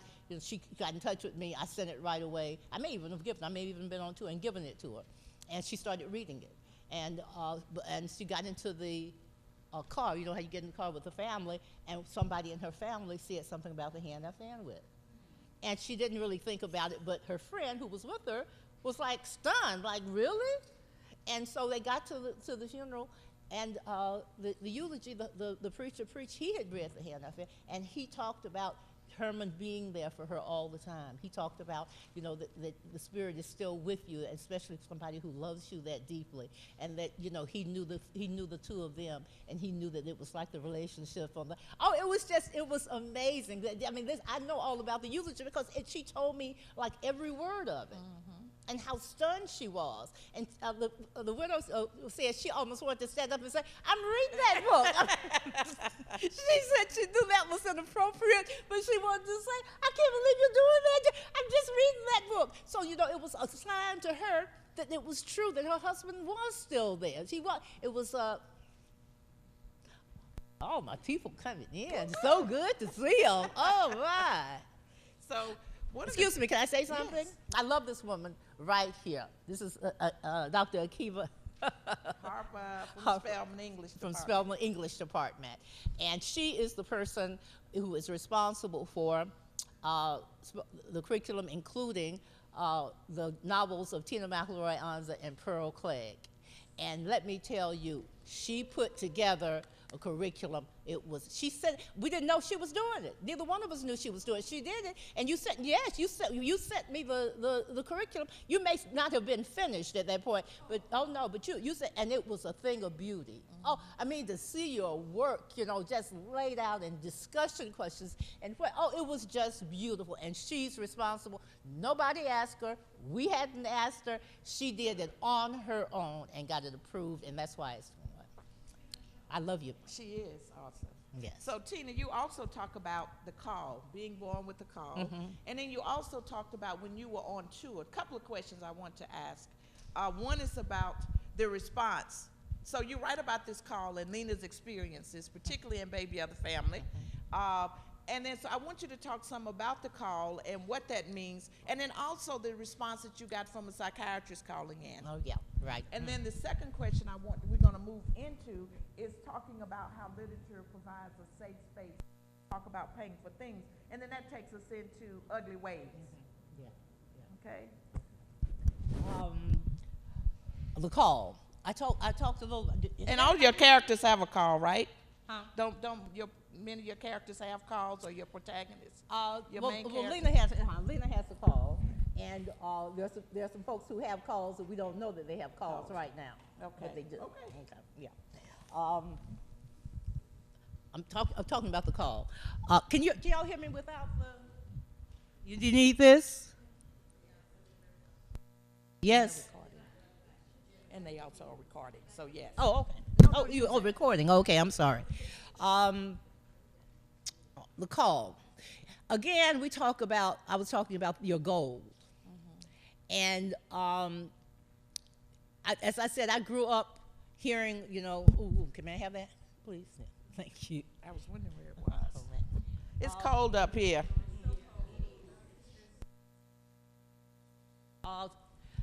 So I grew up, it was part of who I am, part of, like I said, it was what the kids played with, and people expected me to do it. Oh gosh, the people down at my father's juke joints and liquor stores would always ask me, "Baby, what's your dream last night?" And I told them what I dreamed about, and they would get out their little numbers book and go, okay, a black horse, what's that mean? Let's see, and all that. And of course, if they hit the number, it's what we used to call it. Oh, they'd buy me some candy or something. So it was. Again, unself-consciously black. I love that. It was just part of life. It was what we did. It wasn't anything unusual. And Lena always won whenever she played. Oh, Lord, always won. Lucky little baby girl. That's what the doctor said when she was born. He said, "Miss Mack, you got a lucky little girl here." And she is in some ways. In other ways, she's tragically unlucky. And why is that? Because that's life. And also, her mother didn't perform the ritual. Oh well, yes, exactly, yeah. Well, on two levels, that's exactly. Also about the rituals. It's too, also right? very much ritual is very much a part of the book. Ritual is what sort of connects us like primitively. Ritual. Every tribe, every group, that has that ritual, and the ritual is what brings people together. And ritual sort of stays the same, So you feel comfort in going back to, okay, that's how it was done. That's how it was done. This is how my grandmother did it. It's kind of like cooking, passing down recipes. This is how Patsy was talking about yesterday. Yeah. This is just you watch your parents. Black women are notorious for not being able to give you a recipe, because they put a smidgen of this on a dash of that and a little bit of that. Oh, no, a little bit more than that. Well, what's a little bit more than what it was? We don't know what it was to begin with. And which makes it all secretive, too. That's wonderful about it. It's rich, It's like F-E-C-U-N-D, fecund or fecund? Oh, okay. That's what we were talking about. Rich, greens, plants could spring from it. No, that's that kind of richness, and that's what I wanted to write about. We were talking about ritual. So yeah, and also, but what happens to Lena and the baby of the family that causes the call to be good, but also not be bad? Good. Yeah, her mother didn't believe in all that old timey stuff. I call her thoroughly modern Nellie. But she was, Lena, the main character, was born in an all-black hospital in the small town of Mulberry, and she was blessed enough. She's always been a lucky little girl. She was lucky enough to have a woman who was a midwife, but who was now a nurse at this black hospital, and she knew what to do, as she said, for babies who were born like that. And she gets everybody out of the room after Lena's born, and she puts the call aside. She makes sure she doesn't, and make sure it's clean, and it's sort of floating on like a jellyfish floating on the top of the water. It's just a thin membrane. It looks like nurses' stockings. So it's always white, regardless of the color of the child. She takes care of it and performs this ceremony by herself, where she dries the caul. She dries it on the dryer down in the basement, but what she really, in the country, they dried it over a red-hot brick. But she has to do what she has to do. And so she dries the caul, and she makes a tea from it, puts it in a little teapot, and pours hot water on it and steeps it, and then pours it out and gives it to the mother to give to the child, to blind her, B-L-I-N-D. I got this from Slave Narratives in WPA. Wow. Okay. And from Miss Bessie Jones, who was a wonderful midwife, one of the Sea Island singers, icon. And so I got lots of things, got bits and pieces of things, and that was the big thing. That the child needs to drink this caul first thing before even get breast milk, to blind her, because she's gonna see ghosts. Can't help that. That's what she said. But this will blind her against the dark ghosts and spirits that are crazy, the spirits that are disturbed. but she only sees good ghosts. And she takes it and puts it in a bottle and takes it to the mother lying there with the baby who's there. And so she says, okay, now, Nellie, this is, you may think this is country stuff, but you know me, and, you need to give this to the baby, and she'll be so-and-so. And she just saying, And when the nurse walks out, the mother tells her to the little baby, leaning on her arm, she said, that crazy woman think I'm going to give this stuff to my child. What's wrong with her? I don't know what's in this bottle. I'm not going. And she pours it out. She pours it out in a vase of flowers. And Lena's whole life just sort of turns. So she still sees ghosts, but she doesn't know if they're good ghosts or bad ghosts. She sees visions. She doesn't know whether it's from the past. She sees a fire in her house, and she doesn't know whether that happened a long time ago, if it's going to happen tonight. So she stays up worrying about it. She's different. The little girls at school, kind of ostracize her because she does sort of strange things. A strange voice came out of her mouth, and so she has this kind of love-hate relationship with who she is. Mm-hmm. The call is who she is, and she didn't get all those things. She didn't keep the call. She didn't know. Well, I won't say Preserve that. the call. That's for the future. Right. Look, okay, we won't go into that. She don't find out to the end, though, right? No, this is for a new book that hasn't been written. Oh, okay. All right. So I can't say that. Word to the wise, okay? Yes. Whatever you do in the book, in any of your works, realize that that's the reality that you're creating, and you can't go back and pretend that it didn't happen. For instance, don't kill off characters, for instance, that you may need later on. Let them kind of disappear or move to another town. You can do a lot of things. I wrote one sentence that I'm writing. The next book is about a little favorite character, Sarah, little rough and ready.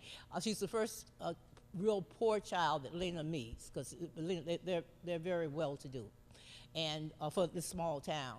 And she goes across the street, which she's not supposed to do, because she sees this little girl across the street who's about her age, and she wants to, go see her, meet her. And she looks kind of magical to her, and they're very poor. Don't know if they're going to have food for all the children, kind of poor. And she had never seen this, and her mother had told her when she found out she was going across the street, they're going to offer you, food, because that's what we do. Do not accept it. Don't accept it. Just say, I just ate, or Mama wants me to eat when I go home, because then she explained, kind of poverty to her, and Lena is just amazed at this. So because Lena noticed that when the little girl visited her house, her grandmama always gave Sarah the biggest pile of raisins. She gave her 2 oranges when she only got 1. And Lena loved Sarah, so she was happy with that arrangement, but she never really knew why this was going on, and why Sarah showed up for breakfast. Breakfast, she called it. She didn't know what breakfast was. That amazed me.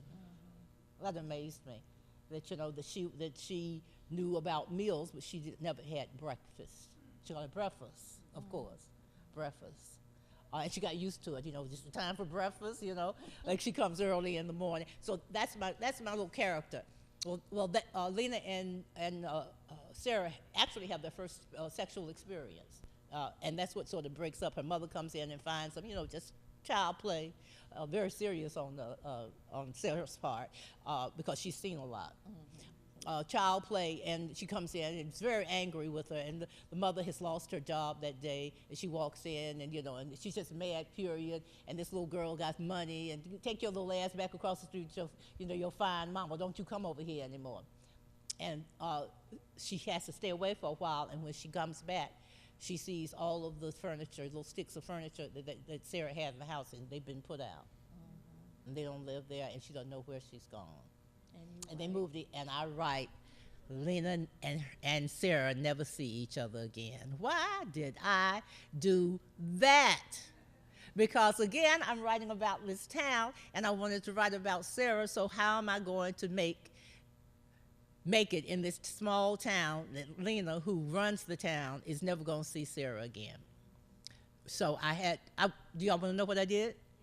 No, okay. So I had to have her leave town when she's a teenager because something happened, something very, something very. That's going to be in your next novel. That's it. It's called From Here On Out. And so she gets a little stuff together, and she has an uncle. You know, everybody got that uncle that nobody wants to come around with, but he usually have a roll of money in his pocket. Nobody kind of knows where it comes from. And they were having something was going on, and and he realized, she said, "You can't stay here, huh?" And she says, "I gotta go. I can't. What am I gonna do?" And he gets his roll of money, rolls off some 20s, and gives it to her. And she's not 18 yet. She's a smart girl. But you know, she was gonna, be valedictorian and all of that. She was smart, but she just missed graduating. And she goes and gets on the Greyhound bus and goes as far as the money takes her first, and she makes stops, and she ends up in Chicago, and she stays away for 40 years, for 30 years. And that's how I did it there. Now she's back, and the novel is about her coming back to Mulberry to sort of settle things. And I've had to do some maneuvering to make sure that they don't see each other. So to go back to the other one about the call. The call, and yes. How that again? change her name. Change her name. I love Sarah. It's Sarah. Oh yeah. I have to read about Sarah. So anyway, she doesn't see Sarah. She sees she doesn't see Sarah, but she sees Mary. Right? Okay. Yeah. That's a possibility. right. Yeah, but you do, the things that, but it taught me such a wonderful lesson that I thought I knew that this is important stuff, and the decisions you make are important. Decisions you make, every decision, you're the creator. You have real responsibility. So you're on this book tour, and so the psychiatrist reads. Oh, right, about the call. Again, you see ghosts, and many people kind of say, we've had this experience recently of someone saying they're thinking they were crazy. Because Lena thought she was crazy, because they really didn't, they played about the call. You know how something can be in your family, and it's not, they laugh about it as a joke, but when people are there, they laugh about it. When it's all y'all sitting around the table, it's a little bit more serious, So it's that joke kind of, we take it kind of seriously, but ha ha, Oh, Tina sees ghosts, ha ha ha ha. But kind of like, you see ghosts, baby? You feel anything in the room? What did you dream about last night? So I mean, it's sort of real on one hand, and on the other hand, it's not. So there's a great deal of that, and especially from the South. For some reason. So, like, for example, a friend of mine I just learned has a veil over her face, was born with one, but she grew up literally thinking that she was crazy because she would see things, hear things, smell things. But her family, unlike Tina's family, rejected it and said, "Girl, you crazy. Get away from here with all of that." And that it's evil and dark spirits, and it's darkness. It's all about, about evil in that way. Not mysterious kind of darkness, that you want to, but, evil, demons and all of that. So, I did not grow up with that. So consequently, I wrote about it in a way that, it was very spiritual, that you write about. And so many people, you write a book and you just affect so many people. You have no idea how many people you affect and how you do it. And so when I was on book tour for my second book, people were talking about the veil, so they would talk about, call and seeing things, and lots of people said they saw things when they were growing up. I got great stories. That's why actually I wrote the second book, because after I wrote the first one about the call, everywhere I went, people told me something new about it. I said, oh, well, I got to use that. That's too good. Let's write a whole novel so we can use all of that. But one of the most wonderful experiences I had is that I got a phone call from a psychiatrist in Milwaukee. He was white. And he worked he said he worked in the inner city, so he said almost all his patients were people of color. And he said, I was in the bookstore and I saw this cover. My cover is all done by Barnett P. Honeywood, and they jump off the shelf. They really do. They look, you got to pick them up when you see them. And he said, I just saw this cover and it was so interesting, and I turned it over and I start reading it. And he said, I bought it and read the whole thing. And he said, I couldn't believe it. He said, I had patients, especially from Savannah and South Carolina, from the coast, and they literally all said the same thing. I see things, I think I'm crazy. What is this about? I don't know what to deal. I see things. And he says, I have been treating them for schizophrenia. I have been giving them medication for it. He says I could give you the names of the people that I am going to go, that I completely changed the way that I dealt with them. And he said, do you know how hard it has been to get your phone number? I said, really? He says, well, you know, I'm just a person in Milwaukee. You know, I told the publishing company they're not going to give it. So they gave me, you know, an address where they, you know, you could send it to the publishing company and then the public. She said, but I wanted to talk to you. I wanted to hear your voice and I wanted you to hear mine, to say that I treat my patients differently now. Isn't that something? He said, exactly. Medication. He says, I've been giving them medication. He says, as a doctor, do you know how that made me feel? He says, but the fact that you gave me something to work with, he says, made me feel so much better. Made them literally feel so much better, and another way to treat them. So we have a mutual friend, Omiyale Alicia, who teaches here. Did I see her come in? Who talks all the time about the importance of your therapist or whomever being grounded in spirituality and understanding of the culture. Mm-hmm. For example, I was ill. I was having heart problems, and they had me in ICU. I wore the heart Holter and all of those things, but they couldn't find out what was wrong with me. I went to a Vodun priest, however, who says, you know, I dreamed about him, and he says, I said, Pauline, I dreamed about you, and he says, yeah, you're going to die. I said, what the hell? He said, you're going to die, just as a matter of fact. But he did rituals for me. He made medicine for me that saved my life because he had a different understanding. So Omiyale always talks about the importance then of having someone who has an understanding of spirit, or having an African-centered psychology, which is one of her areas, and she's teaching this summer online, right? African-centered psychology. So had that psychiatrist then had such a course, he then would have had a more profound understanding of how to treat. So when you're looking at psychiatrists today who are giving our brown and black babies Ritalin, not having an understanding of our children. So Tina's book then, and so maybe what could happen is he'll have a conversation with others. And then begin a revolution in terms of how you treat these patients. Which then, go ahead. But I was just going to say, especially being outside the culture, I mean, this is obviously someone who truly felt, you know, his responsibility as a, you know, as a healer. As a healer. And he, you know, he used those tools, and, you know, lots of folks don't use the tools even when they have them. But like you said, to be even aware of the culture, I thought it's just an extraordinary step, a big step, you know, in treating people, in just dealing with people, and dealing with your children. Yes. You know, to know that they have, you know, spirit that's moving in them, that's, you know, could be beyond your understanding, and they're doing things for, you know, a certain reason. And also interesting too, because that same person I was talking about, her mother was born with the veil too. And as opposed to validating both of their experiences, the grandmother. No, her mother. I know, but no, the grandmother was one of the people. The grandmother was the first one to dismiss her daughter's experiences, and then she in turn had a daughter who was born with the veil, and she then dismissed her daughter. So even in invalidating her daughter's experiences, she was invalidating her own experiences. And the consequences of that, which is why we have to be grounded in our own African-centered culture so that we understand who we are. Even as we dismiss that part, we still are who we are, right? Just because we dismiss it doesn't mean it doesn't exist. Exactly. Right? Yeah. So which takes us to the next thing so then Tina went and did something else that was very brave, I think, when you dealt with the mother in ugly ways. Oh, Lord. You know, because the black mother in literature is sacred saint. You don't talk about you don't talk about Big Mama. You don't talk about Mud Dear. She's the one that holds us all together.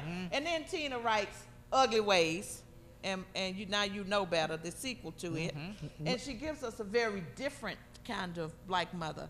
And one of the things that resonated with me is how you talked about on that tour. It was one of your most painful. Oh my goodness! It was extraordinary. That taught me not to travel alone, because I went to a lot of cities, maybe 15, and Ugly Ways is about a woman who insists on being called Mud Dear. which is, such an endearing kind of thing. And she's as far from muddy as you can get, She has decided she's going to be free. The novel also is about what does it mean to be free. Yeah. Especially for people of color, especially for women of color. And she's decided she's going to be free. She got these 3 little girls, they're like 5, 7, and 10, and she decides, oh, I'm just going to stop cooking. And she says, when I done that, my whole family done that. And she was just, a small town woman who, who husband worked at the kaolin mines. They were in Mulberry. She didn't have much of an education. She finished high school, but she didn't have any skills. And, he was abusive sometimes, but in his mind, Papa was like, oh, well, yeah, well, I had one time, but, that wasn't nothing, And it brings up that whole period when, unfortunately, that we haven't uncovered, too, that was part of our culture, that men were abusive. And, that's listen to, excuse me, you were saying it, you reminded me of the singer, Billie Holiday, when you were singing. That's one of her wonderful trademark songs.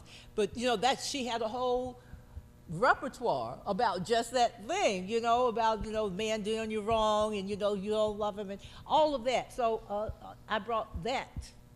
That was something that I wanted to delve into, but your question was about? Just what kind of mother was she, and the effect it had on her children. Exactly. And then the women in your audience. Yeah, oh, my goodness. So my dear just sort of abandoned. She stayed there, but she abandoned her family, spiritually. And what does that mean when you're, 5, 7, and 10, and you hear, when I done it, my whole family done that. Meaning, they asked each other, well, does that mean Madia don't my family anymore? Does it mean she don't care? She stopped taking care of us. She stopped, and so they had to take up the slack. And all they talked about was Madia. Madia didn't wake up until she never put clothes. She became a recluse because she didn't want to go out. She just was in her garden. She gardened at night. So they became, of course, the children of the crazy woman in town.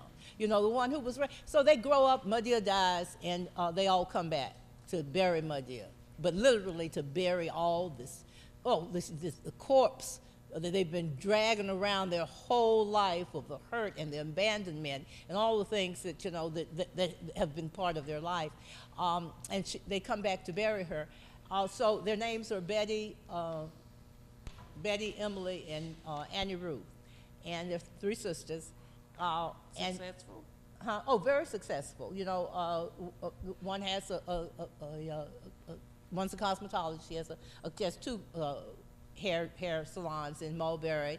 One is a TV anchor and journalist, and the middle child is an archivist. And I just made her an archivist because I love that word, number one. And I would think to be an archivist would be like the best job, just all the time doing research and finding. I know that's not, I'm just looking at what I would love about it, just by myself a lot and discovering things and putting things together, archivist.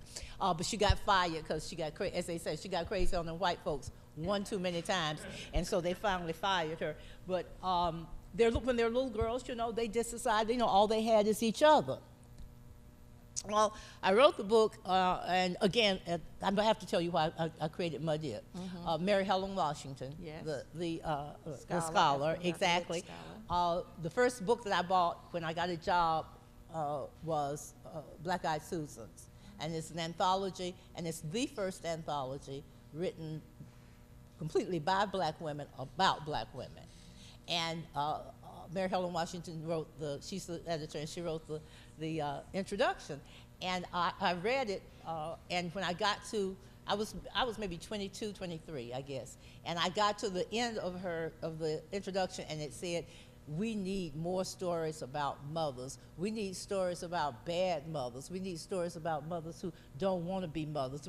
And it was like a big gong went off. Gong, when I read it, because I said, she's absolutely right. My mother was a wonderful mother, but she was complicated. She had a life before we came, We screwed up her life, the whole thing, that she was a woman who had, sexual life, and, who sold beautifully, but never got to travel. So she had, and I started thinking about this, and I said, we really do need. So I set out to write Madia, not just a bad mother, so much as a complicated mother, a complicated mother. So this resonated. I've sold more books of Baby the Family than any of my books, even more than The Hand I Fan With. You sold more books of Ugly Ways of Baby of the Family. Oh, I'm sorry, Ugly Ways. Ugly Ways, a story about the three sisters. And so I would go on tour, and I could not believe how much this book opened up women's especially, discussions about their mothers. Because as you said, Muddy, we don't talk about mamas. You get your ass kicked talking about somebody's mama. And so, the book was a big book club book, but it was also a big book that people read alone and kind of, could think about it and that kind of thing.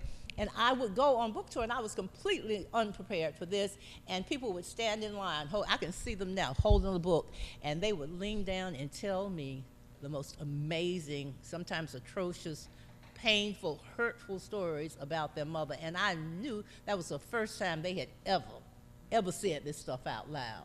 And plus, they would always bend down. They would wait for their 5 minutes, and they would bend down and they would tell. And I literally would go back to the hotel room and throw myself across the bed because they were just pouring all these stories into me. I would cry. I would throw myself across the bed. That was kind of my ritual. I'd come in, I'd kick off my shoes, I'd throw myself across the bed, and I would just have to weep for a while before I could do anything.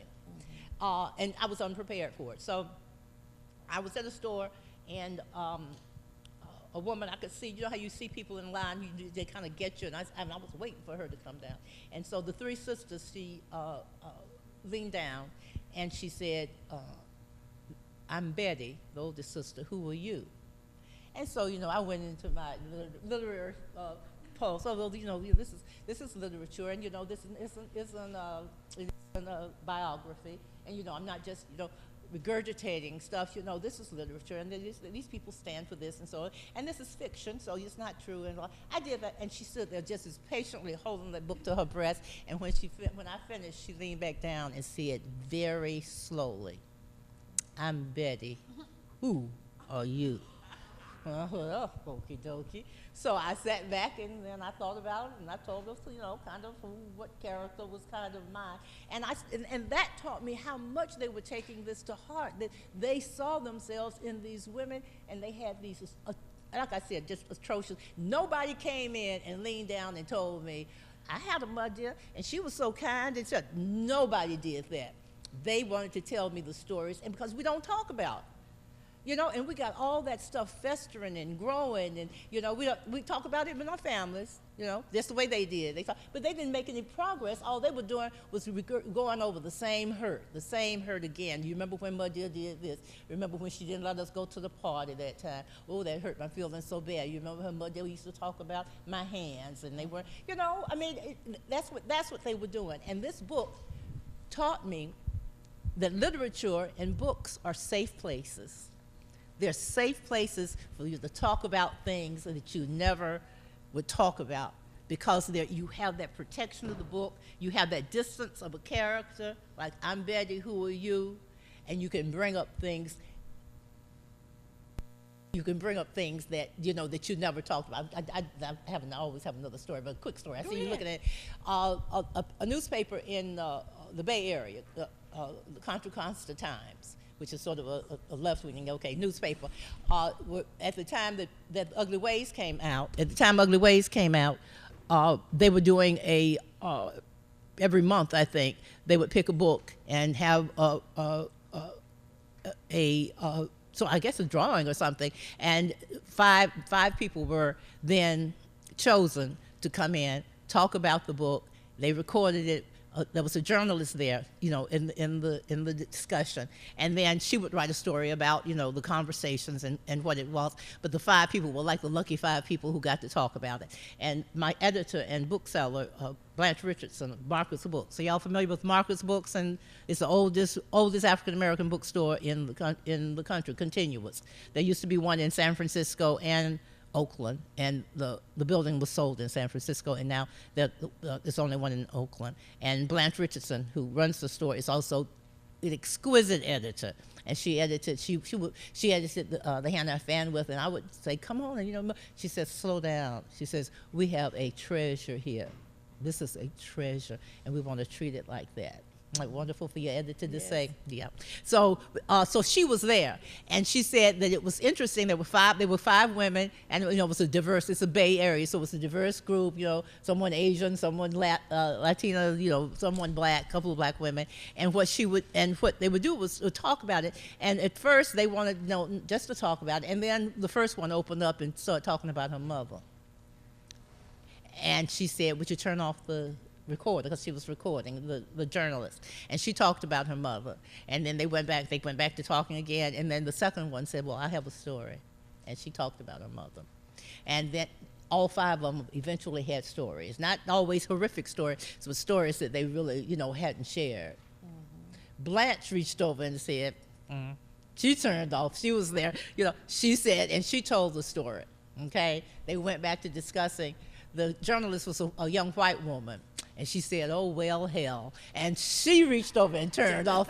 Everybody had a story, you know, that they really didn't want to share on tape, but they, you know, and it just taught me that we all, I mean, you know, mother thing, whether you had one, whether you didn't have one, who raised you, who didn't raise you, that's was so universal, and I didn't realize it exactly when I was writing it. You know, you learn things in the writing. That's the other thing. You know, you're in the state of grace because you're learning things. Things come to you. You're learning things as you're writing. I learned, God, I can't even begin to tell you about myself, about my family, about my journey, certainly about other people. Okay, so as we transition, let's give Miss Amsa a hand.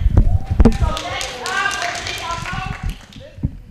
peace and blessings, and thank y'all for engaging in that African tradition called call and response. Y'all responded to my call of peace and blessings, and what y'all just did was created some peace and blessings in your space as you move around, because your prayer is always, let me move through the world with peace and blessings, because that's what you also want to give out, so that everybody's lives you touch, they will say, I remember her because I received such energy, such peace, and such blessings from her. So when you all move through the day, move through your lives, always do so in peace, with smile, embracing people in your warmth, and strangers, because you never know what people are feeling, what they're going through, and your spirit, your energy, your smile can lift them up in ways that you would never have any idea about. But the universe will give you thanks when they can't. So it is my great pleasure to welcome you all to the third session of our 49th annual Writers Workshop Conference, sponsored by the Department of English and Modern Languages. And I am so psyched that I get to hear Valerie Boyd speak today. She's going to be introduced, but I have to say, y'all know I named my daughter Zora when I read Their Eyes Were Watching God. Now, at that time, I had no intention of having children at all. I was a quintessential single woman, gonna do my thing my way.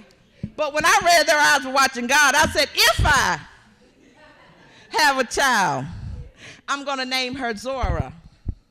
And then I read Sassafras, Cypress, and Indigo by Ntozake Shange. Do y'all know who she is?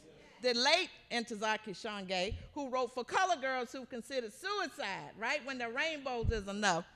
I read about Little Indigo, and I said, if I have a child, I'm going to name her Indigo too, Zora Indigo.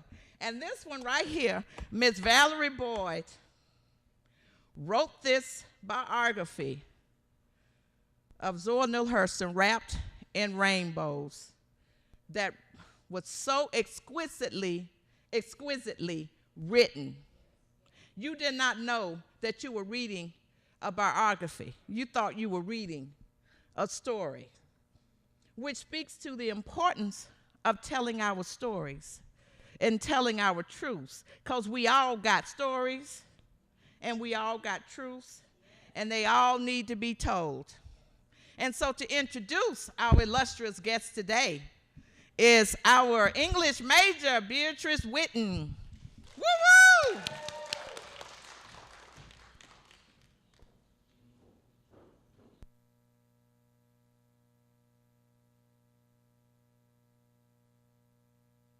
afternoon, everyone. I'll try to read this with enthusiasm. She brought a lot of that to it. Can't read it with that much, but I'll try to compare. So Valerie Boyd is the author of the critically acclaimed Wrapped in Rainbows, The Life of Zora Neale Hurston, which was hailed by Alice Walker as magnificent and extraordinary, by the Boston Globe as elegant and exhilarating, and by the Denver Post as a rich, rich read. Formerly arts editor at the Atlanta Journal-Constitution, Boyd has written articles, essays, and reviews for the Washington Post, the Los Angeles Times, creative nonfiction, the Oxford American Atlantic magazine, among other publications.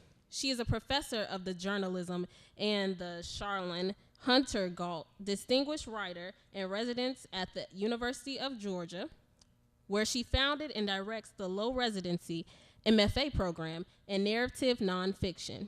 Boyd is currently curating and editing a collection of Alice Walker's journals, which span more than 50 years. Simon and Schuster, 37th Inc. will publish Gathering Blossoms Under Fire, the journals of Alice Walker in 2020. And now introducing Valerie Boyd.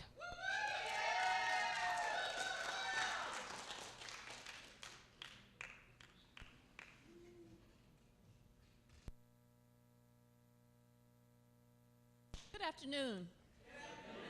How's everybody doing? Good. I'm really excited to be here with you today. I appreciate the enthusiasm, and I want us to have a conversation. I'll tell you a little bit about my journey to write Wrapped in Rainbows, The Life of Zora Neale Hurston. And yes. And we can also talk a little bit about the book I'm currently working on, the Journals of Alice Walker.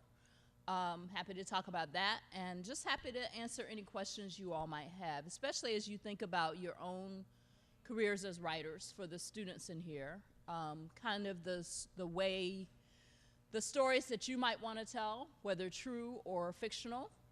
And really, I would like to have us have some time for a dialogue and a conversation, okay? And I know many of you have read Zora Neale Hurston, and so you have your own Zora love, your own Zora stories, and, you know, I want to hear those too. How many of you have read Their Eyes Were Watching God? Okay. Their Eyes is required reading in 11th grade AP English classes now, so I know a lot of young people have read it. I didn't read Their Eyes Were Watching God until I was in college. And I had an excellent AP English teacher in high school. I grew up in Atlanta Public Schools, had some excellent black women teachers. My high school AP English teacher was Ora Cosby, and she was extraordinary. We read James Baldwin, we read Alice Walker. She even introduced me to Toni Morrison, but for some reason we did not read Hurston. So I didn't read Hurston until I was a first-year college student at Northwestern University. And I was blown away by Zora Neale Hurston, blown away by Their Eyes Were Watching God, but a little pissed off that I hadn't read it yet. I'm like, how could I not know this writer? Because she seemed to me to be that missing link, right?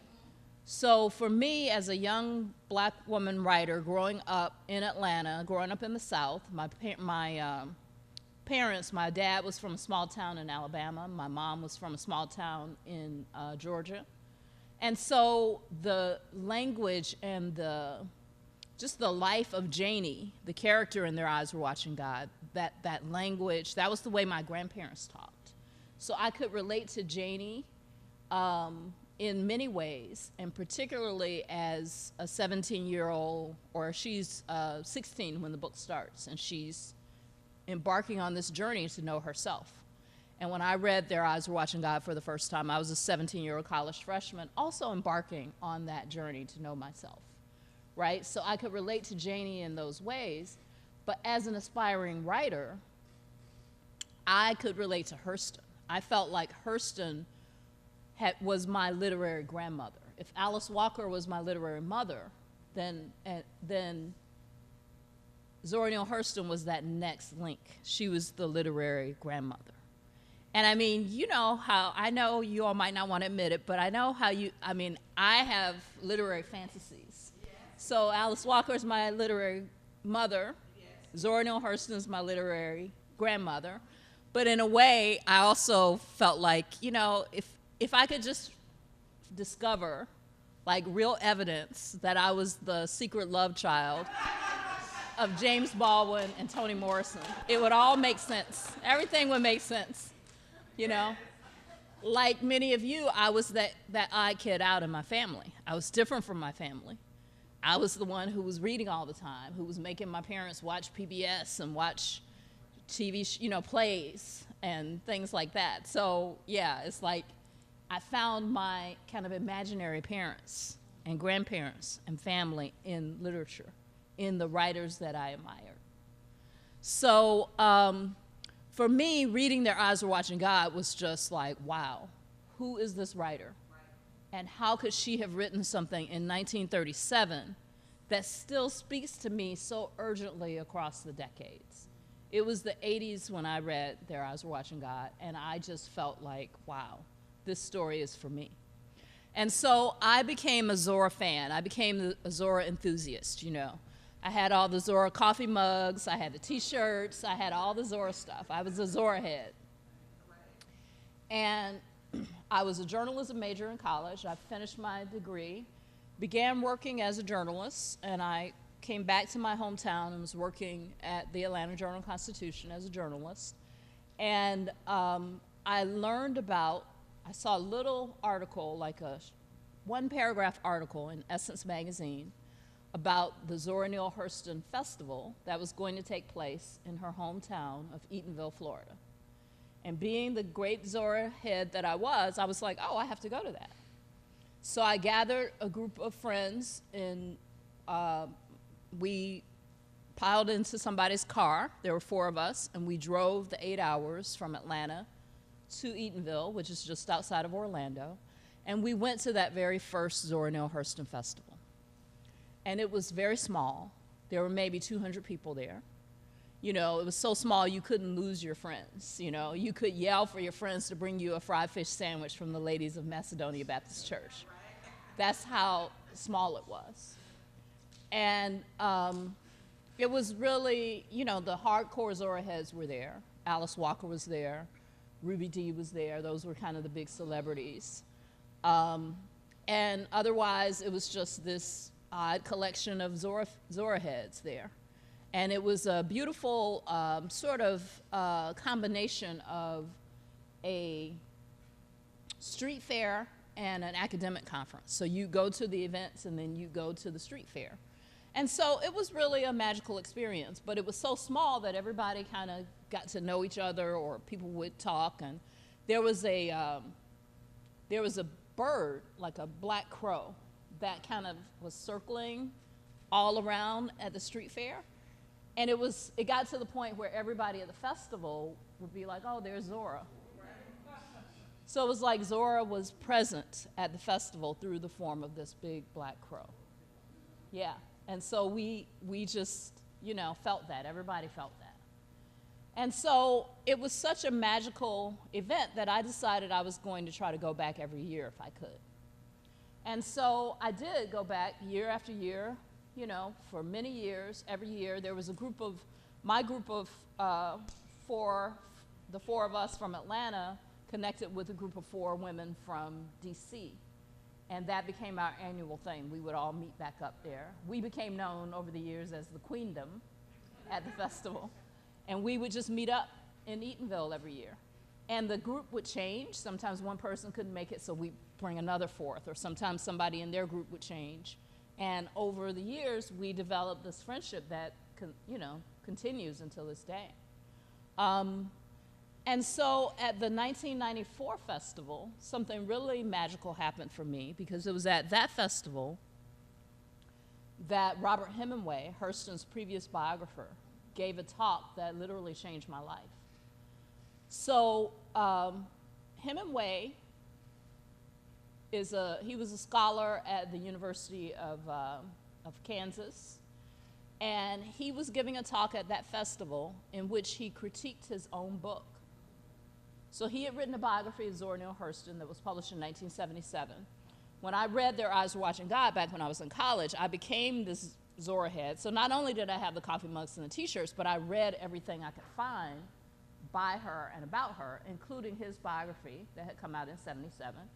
His biography was great. It gave me a real understanding of who Zora Neale Hurston was.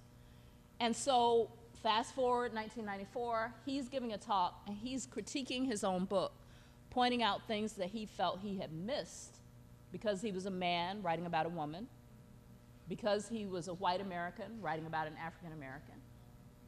And then he said this. He said, it's time for a new biography to be written, and it needs to be written by a black woman. Yeah. And when I heard that, I felt like, oh my God, that's me. Yeah. I felt such an inner calling. But I wasn't bold enough, Tina, to say, me, me, me. I was scared. I don't know what you do when you're scared, but I tend to do nothing. I'm like, freeze. Because at that point, the biggest thing I had ever written was maybe a 5,000-word magazine article. So the idea of writing a big book about such an important figure, somebody who was so important to me and to all of us, that was just daunting. I'm like, how could I do that? Even though I felt this inner calling, even though I knew, this was me, this was what I was supposed to do, I was frightened. So I didn't say anything to him. It was a weird thing. It was like, I remember Bell Hooks was at that conference, and she came up to me and said, so are you gonna do that? And I'm like, that was kind of like the universe echoing that inner feeling. But I was still scared. So I basically didn't say anything to anyone. What I said to myself was maybe someday. I said, maybe in 10 years you'll be ready to do that. And so Zora seemed to have another timetable in mind, though, because about a year and a half later, totally out of the blue, remember, I didn't say anything. I'm just like sitting on this knowledge, like, okay, maybe someday. About a year and a half later, out of the blue, I get a phone call from a New York literary agent saying he's looking for someone to write a biography of Zora Neale Hurston. And he wants to know if I'm interested. And I was like, who is this? What is, But I also felt like, okay, that's Zora. I felt like Zora herself was saying, yes, you. The big finger of fate was saying, you're supposed to do this. Make no mistake. And so when he asked me, at first I said, well, what about this person, or what about this? He was like, I know all those people, I'm talking to them too, but I want to talk to you. And so at that point, I said, okay, I'm interested, let's talk about it. And so because I was at that talk that Hemingway gave, where he pointed out things he felt were missing in his book, what this agent asked me to do was come up with how you would approach this book differently than Hemingway's book. This is an excellent biography of Hurston that already exists. It's been around for 20 years. Why do we need another one? Even though Hemingway said we need another one, why do we? Because I had been at his talk and heard what he said he felt he had missed, I was able to go back to that information and put together a short proposal saying, this is what I would do differently. As a black woman, I wanted to write about Hurston's life from the inside out. I wanted to write what it was like to be inside her skin.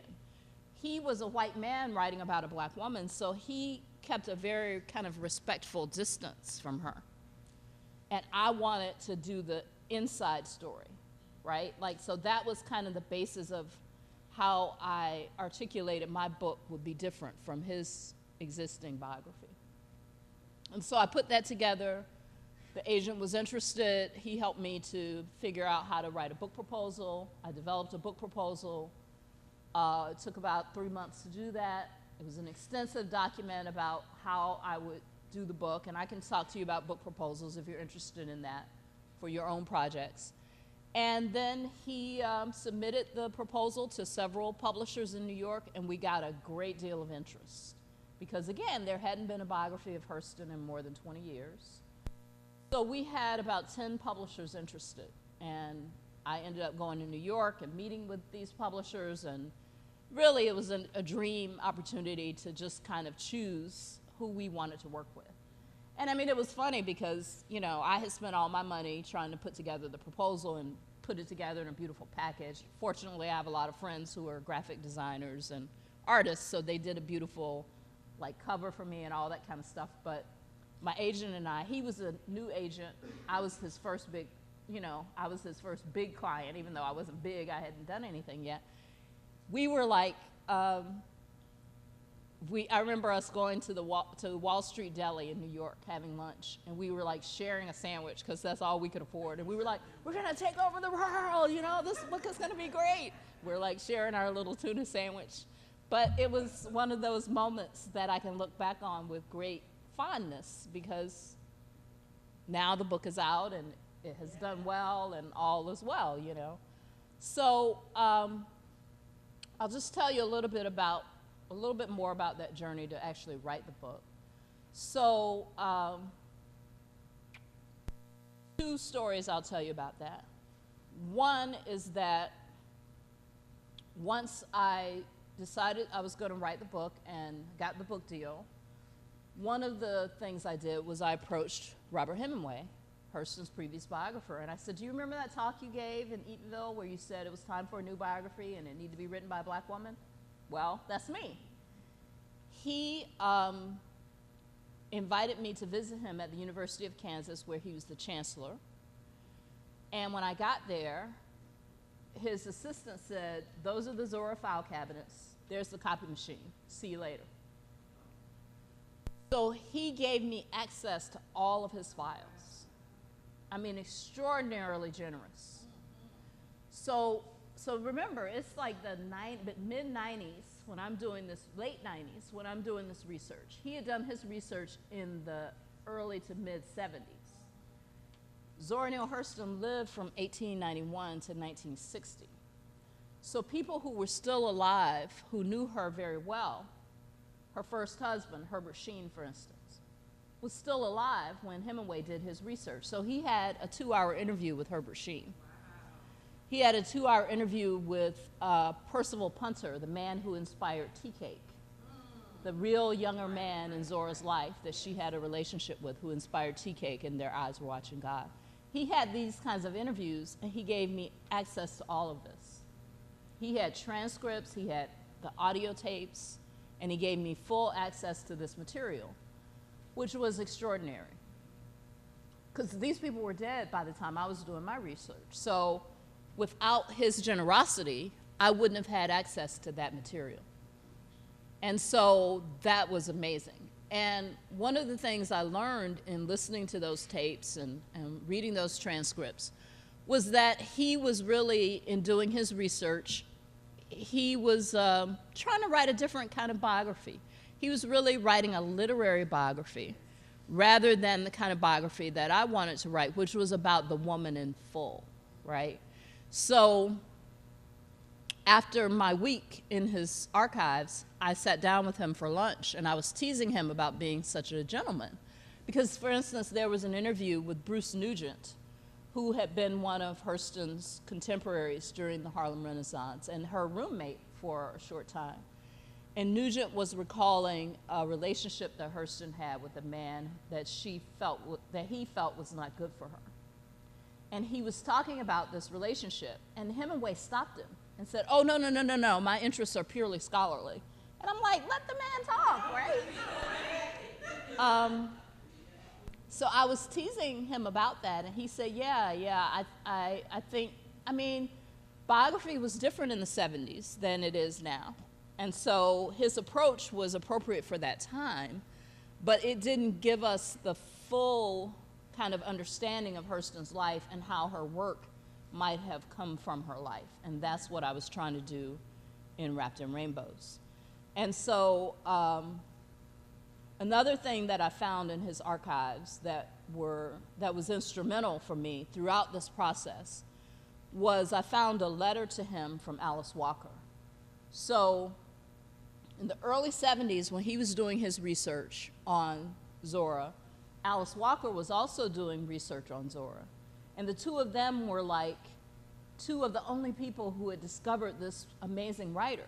So they were writing to each other constantly, and there was a letter from her to him saying, I want to know who she was. I want to know what kind of flowers she liked. I want to know what her favorite thing to cook was. I want to know, like, those kinds of questions. So my goal became to be able to answer all those questions for Alice Walker in my book. And so now I can tell you that one of her favorite things to cook was shrimp and okra. And that her favorite thing to serve at a party was cornbread and buttermilk, because it filled people up really fast, so you didn't have to spend so much money on it. You know, so those questions that Alice Walker posed to him about her regular everyday life, like those were the questions that I sought to be able to answer in my research. So my research took about 4.5 years.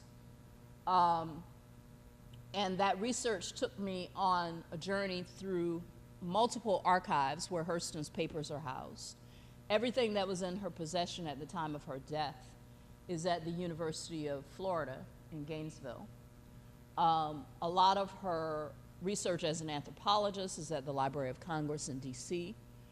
A lot of her Harlem Renaissance correspondence with Langston Hughes, Bruce Nugent, and others is at Howard University in the Elaine Locke collection. So I was crisscrossing the country going to these various places where her papers are housed. Several of her original manuscripts, including the original handwritten in pencil manuscript of Their Eyes Were Watching God, is at the Beinecke at Yale. So I've been able to touch that manuscript, hold it in my hands. That was one prong of my research, doing that archival research. The other prong was going to find people who knew her and interviewing those folks. So I had to do that first because of the age of those people, right? So like, even though I would have preferred to have done the archival research first, by the time I was doing this research, anybody who knew Hurston as a peer, and again, she died in 1960, anyone who had known her as a peer would have been very old by this point. So I was trying to catch all those folks. So I was able to interview Catherine Dunham, John Henry Clark, who was a historian, and he recalled, Zora Neale Hurston and Langston Hughes had this big falling out in 1931 over the play they were working on together called Mulebone. And we can talk about that more later if you're interested, but John Henry Clark recalled a rent party. Well, it was a variation on a rent party that Zora had in the 1940s, and he recalled that Langston Hughes was there. And, a rent party was a party that people would have in Harlem when they couldn't really afford to pay their rent. So you would, they would charge $25 cents admission, and that money would collect, and they would use that to pay their rent. Well, Zora had what Dr. Clark recalled as a furniture party. So she had gotten a new apartment, and she could afford the rent, but she didn't have enough money left over to buy furniture. So she invited people to come to the party, but you had to bring a piece of furniture for admission. And he said Zora was kind of salty all night because people brought forks and knives and little things that you could carry on the subway, but she still didn't have anything for people to sit on. But he recalled that Langston Hughes was at that party, and he said, I said, so really? I thought they had this falling out in 1931. He said, yeah, but they still like to laugh together. And that gave me comfort in just that friendship. Even though it wasn't the type friendship it had been, it wasn't completely gone. I also got to interview Louise Thompson Patterson, who had been the secretary who was working with Zora and Langston while they were working on Mulebone. And she was really at the center of the dispute between the two of them. And when I interviewed Louise, she was 94 years old, living in a nursing home in Harlem, and she was still mad at Zora. She said, all I recall about Zora is that she was crazy. And then her daughter had already warned me that you should go see her at different times of the day, she was more lucid some mornings than, different things like that. So I think the first time I went to see her was in the afternoon, and that's when she was just kind of salty about Zora. But then the next day, I took her some treats. Her daughter said she liked sweets. And I brought some photos of Zora and Langston to just kind of jog her memory. And I was showing her this photo of Langston Hughes, and she was like, oh, he's dead, So she was much more clear about reality, but she was very helpful. It was really amazing to talk with some of these elders and get their memories and their perspectives. But when you're talking with elders about their memories, what I found was I didn't ask them, well, what year, do you recall what month you and Langston had your, I don't remember what happened 3 years ago. Right. I can't tell you the date, but I can tell you the feeling. Right? So I was trying to get people to talk about those feelings. Like, for instance, I interviewed Zora's, one of her nieces, who lived with her for a while after her after her father died. And this niece recalled, I asked her about, tell me about your auntie's closet. What kind of, and she was like, oh, she had a lot of white dresses, and it was mostly white and red. So those kinds of details about this woman as a woman, that's the kind of material I was trying to get from those interviews. I asked her about, well, what was it like living with your auntie? Like, did she cook in the evenings or what? And she was like, oh, yeah, she would cook for me all the time. And we think about Zora as being this always on the road career woman and all that, and she was, but she knew how to provide a beautiful home for a young niece. And so those kinds of details I got from the interviews. And so those were really the two directions that my research took. And so let me just say, I'll just close with this one story, and then I'll take questions from you. So one of the things I did as I was embarking on this research, before I really fully got started, is I went to Zora's grave to ask for her permission to tell her story. Now, I think my agent was a, pretty no-nonsense kind of New York literary guy. So when I told him I was going to go to her grave and ask for her permission, I think he envisioned me holding a seance in the graveyard or something. He was like, well, what do you expect to happen? And I said, I don't know what I expect, but I think if I go and ask, I will be shown a sign of some sort. And so I went to Zora's grave, which I should say is now and was then beautifully marked, easy to find, because of the work of Alice Walker. Now, you all may not know this, but when Zora passed away in 1960, all of her books were out of print. And there was not enough money to pay for her funeral. And so people in the town where she lived at that time, Fort Pierce, Florida, where she served as a substitute teacher for the high school, and I interviewed several of her former high school students, they took up a collection in Fort Pierce to be able to pay for the funeral. But there wasn't enough money for a marker for the grave. So she was buried in a grave, an unmarked grave that remained unmarked until 1973, when Alice Walker, who was then a very young writer, 29 years old in fact, this was well before The Color Purple, well before everybody knew Alice Walker's name. Alice Walker had read Their Eyes Were Watching God. She had read Mules and Men. She had become this big Zora stan, and she decided to go find her grave and place a marker on the grave. So she made her way to Fort Pierce, Florida, to this weed-choked, segregated, snake-infested cemetery, found Zora's grave, and with her own money bought a small, plain gray marker that she dressed up with a quote from Jean Toomer. And the quote refers to Zora as a genius of the South.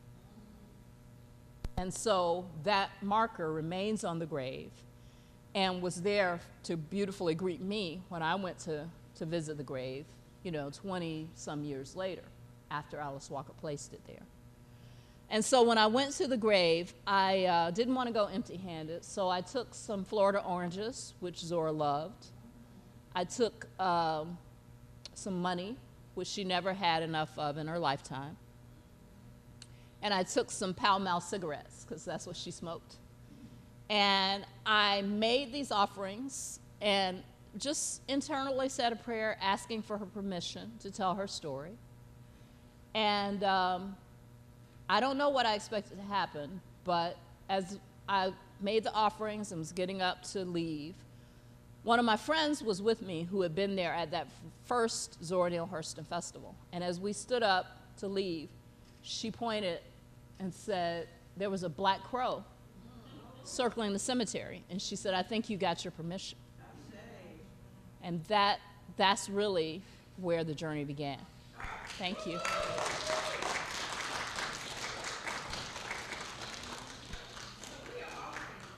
And so now we're going to bring up our fourth session of the day. So I'm losing count because it's just rolling.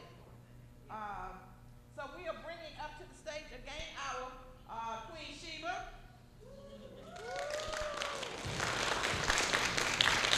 And we are bringing up, this is called the rights of writing, the writing process. Y'all know I had to play with right? So we have Dr. Kelly DeLong, who is serving as the moderator. Panelist Capri Banks. Matt Curry, is he here? Oh, maybe not. Tamara LeBron and Queen Sheba, who will be talking about writing. The topic of this panel discussion is the writing process, and we'll allow our panel to discuss the writing process, and we'll take questions if you have any. I would just like to begin with the idea of prior to actually writing, what should a writer do? And that is, of course, read. So every time I teach career writing course, my first question is always, what do you read? How much do you read? Because most of the process of writing is going to come from your reading.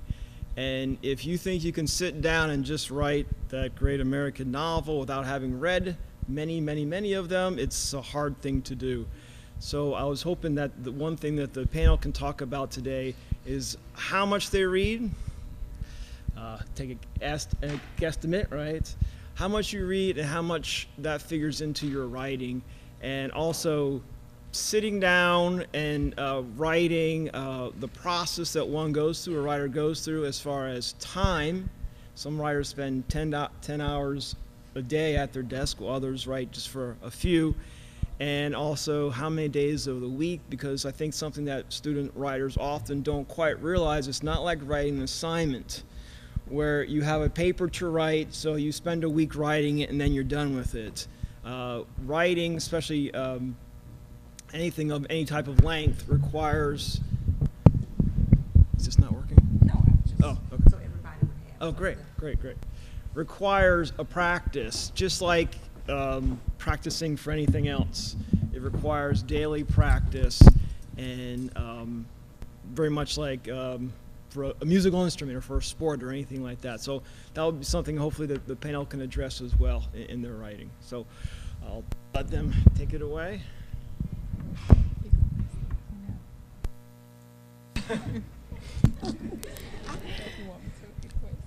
Okay. The first thing you said was to make a good writer, they should read. People should read.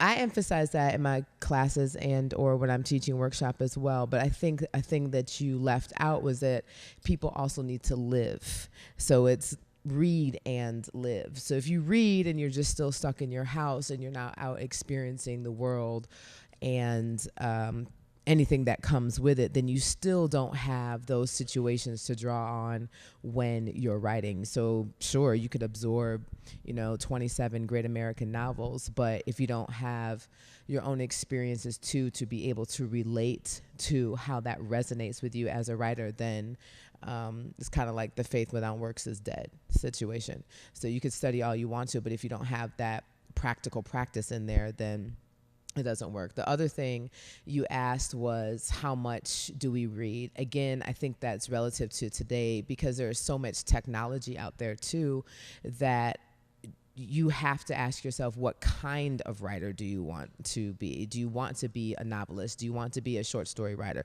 Do you want to be a poet? Do you want to be a spoken word artist? Do you want to write in blogs? Do you want to write in magazines? Do you want to write in zines? Do you want to write for TMZ? So I don't think it's limited anymore, especially to the generation that we're teaching to just be this great American novel writer. Sure, that could be something that they might aspire to, but I also think that there isn't a ceiling on what and where and when and how much they could write. There are so many articles out there that are written online that are just as impactful as a long story or a short story, and I think that's important too, to be the voice of the people in almost anything. So there's that element. So I have had a blog and some sort of writing situation since at least 98 or 99. So I write all the time. I have written for anthologies. I've written for magazines. I have 2 of my own books. I have written, I don't know, there's a million things in different ways I've written. I made a career as a poet, so I write poetry all the time. How often do I write? I purposely write once a week, and I write on Tuesdays because that's the time I set aside to write for 3 hours a day. And I share that with my classes because we all have very busy lives. And I told them, I said, I had to carve out a time in my week that I'm going to sit down and write no matter what comes out, if it's trash or treasure. And then you edit through that and you find the gems, and then you go from there and decide what it could be.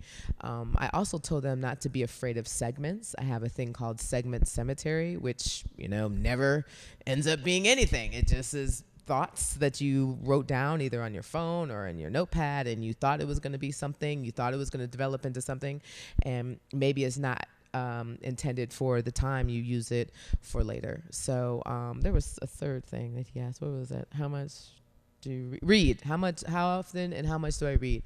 I wake up and I read Twitter every day. And I read Instagram every day because that is where my generation kind of overlaps from the X to Y to Z. I also do read every poetry book that I can find or that I have my hands on. I attend and participate, sign up for, and pay for every possible poetry, short story, writing, fiction class that I can afford to go to and have time for. I submit all the time. I get rejected all the time.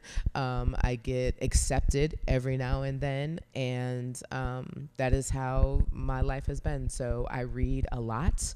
I live my life a lot. I take adventure. I take risk. And that is the same thing that I do in my poetry. And my poetry and whatever writing. And I still write for some magazines. I've written for Niggas Who Read. That's a NEGUS. That's a magazine online for Black writers. And I've written for Essence magazine. I've written for a whole bunch of different kind of writing platforms, because I also tell them once you master or become a master of your writing, then you can kind of bend the spoon to what you want it to be. So read a lot, write a lot, experience a lot. Don't put a ceiling on what and where you want to have your writing be. Absolutely. I agree with all of that.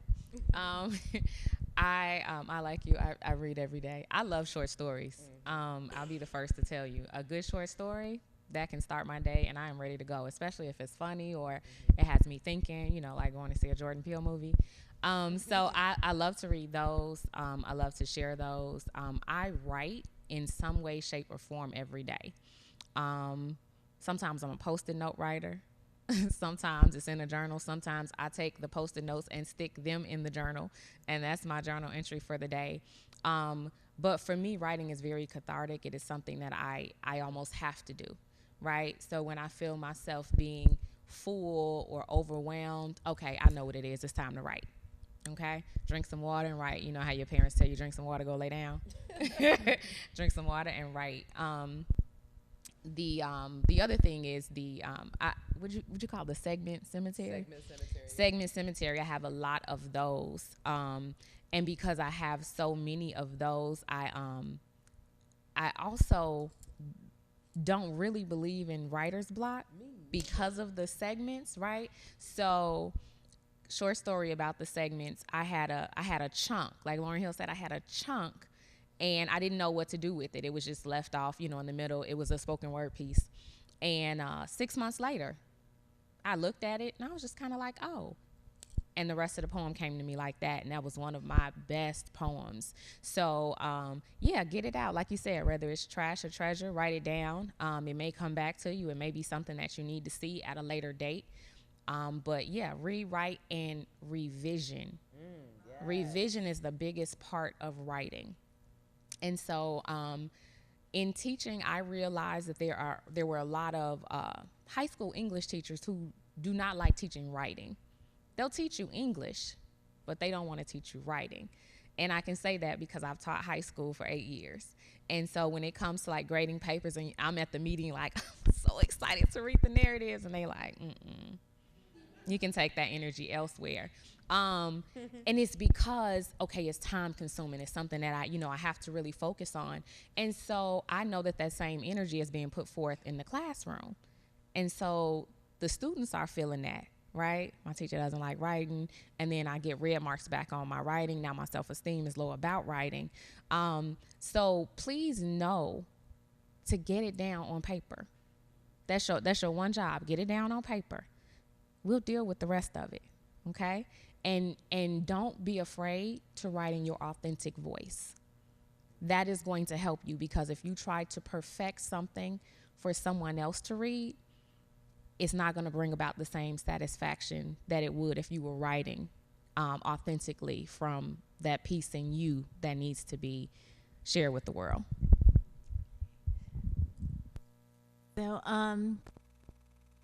Sarah Braun, I'm a professor here, part-time professor of English, and I'm a writer, and I do agree with DeLong and Sheba and Caprice that reading is definitely an important part of writing. You get to see how narratives work. You get to see how language works. You get to see how poems rhyme, or not necessarily rhyme, but the flow of the poem, and studying those elements really helps you as a writer. But I also agree with Sheba in the sense that you also have to live. Going out there, I like people watching. I go to the park. I go to the trails. I go to a coffee shop. I walk around and I see things and I observe things, and I observe everybody. I'm always looking and paying attention to the details, and from there, like, I gather ideas about characters, and I even think about what that person could be, and then just from there I magically have like a story about somebody, right? Also, Twitter is a good place to read, because I'll tell you, there's a lot of writers out there posting and announcing their work and posting their short stories. And so you get to read more of what's current, what people are doing now. And because of that, like, I called myself a fiction writer, but now, like, I'm into microfiction and flash fictions, and I even started dabbling with poetry, because all of a sudden I didn't consider myself a poet, but then I started reading some interesting things, and I was like, wait, I think I can do that. And so then I started doing that as well. So reading, what other people do, just reading anything that you can find, and finding inspiration from that is definitely a good way to develop your writing. And that goes to using your authentic voice, just writing from like within what's inside of you, rather than trying to make it look like, or fabricating something. Just be be honest. And at the end of the day, some of the stuff will end up in that slush pile or, you know, that cemetery. But you could always go back and revisit it in a couple of years, a year or two later, and then something will be there. You'll find something. As far as like time to write, that's really hard, especially when you are teaching in, you know, 5 classes, 3 classes here, 2 classes at another campus. You know, time is really hard to find the time. But most of my writing happens during the summer when I'm not teaching. But I do find the time to get on my phone when I'm, you know, on the train, on the subway over here downtown, and start jotting notes. So I'm always writing. I'm always thinking. If something happens, I'm at the grocery store and something pops up, I'll pick up my phone and I'll like a little note, and then I go back to it. And sometimes it turns into something. Sometimes it sits there forever. If you want to be a writer, you have to always be in the moment. If something happens, just write it down and then go back to it and revisit it, and it'll turn into something over time. Oh, sorry. Jay-Z talks about it a lot, about, you know, making sure that I think they're kind of tangled up, they might fall, but that if you don't sharpen your skills, they leave you, whatever those skills are. If it's a push-up or if it's writing poems, or if it's writing short stories. And I think that cemetery, we're making fun of it, but it's really important. I don't believe in writer's block either. There's no such thing as writer's block. Writer's block is only your ego in the way of your next work. If I may comment on writer's block, if you can't think of what to write, give yourself an assignment. Say I'm going to write about my grandmother and this time we did something together. It might be junk that you write, but it still gets the process going, and you never know, there might be a gem in there. Just might be just a sentence, or it might be a paragraph that you use for something else. Just give yourself assignments like you would in class. Sometimes the way professors give you writing assignments, give yourself one. When those times when you think, I don't know, I have anything to write about, give yourself something to write about and just force yourself to do it. It works pretty well for me, at least. Google has 1 million gazillion writing prompts. You can never run out of writing prompts. Just Google writing prompts, and 50 billion of those pop up. And just to talk about that really quickly, I always tell my students, don't think about what you're writing, write about what you're thinking. And if you write about what you're thinking, everything inside is going to pour onto that page. And by the time you finish and reread it, it's going to surprise you. So just pour it out. Do what you have to do till you can do what you want to do. I've always made the joke, but jokes come from truth. I've always made the joke that if you could pay your rent with what you say you are, then you are that thing. So if you say, I'm an attorney, then you're able to sustain your life financially as an attorney. Sustain your life financially is subjective to whatever that may be. It could be ramen noodles in a 1-bedroom apartment, or that could be a mansion on the lake, whatever that means to you. So professionally, that's how I gauge it. I can't say that I'm a singer because I don't make money to sustain my life as a singer, although I do sing occasionally.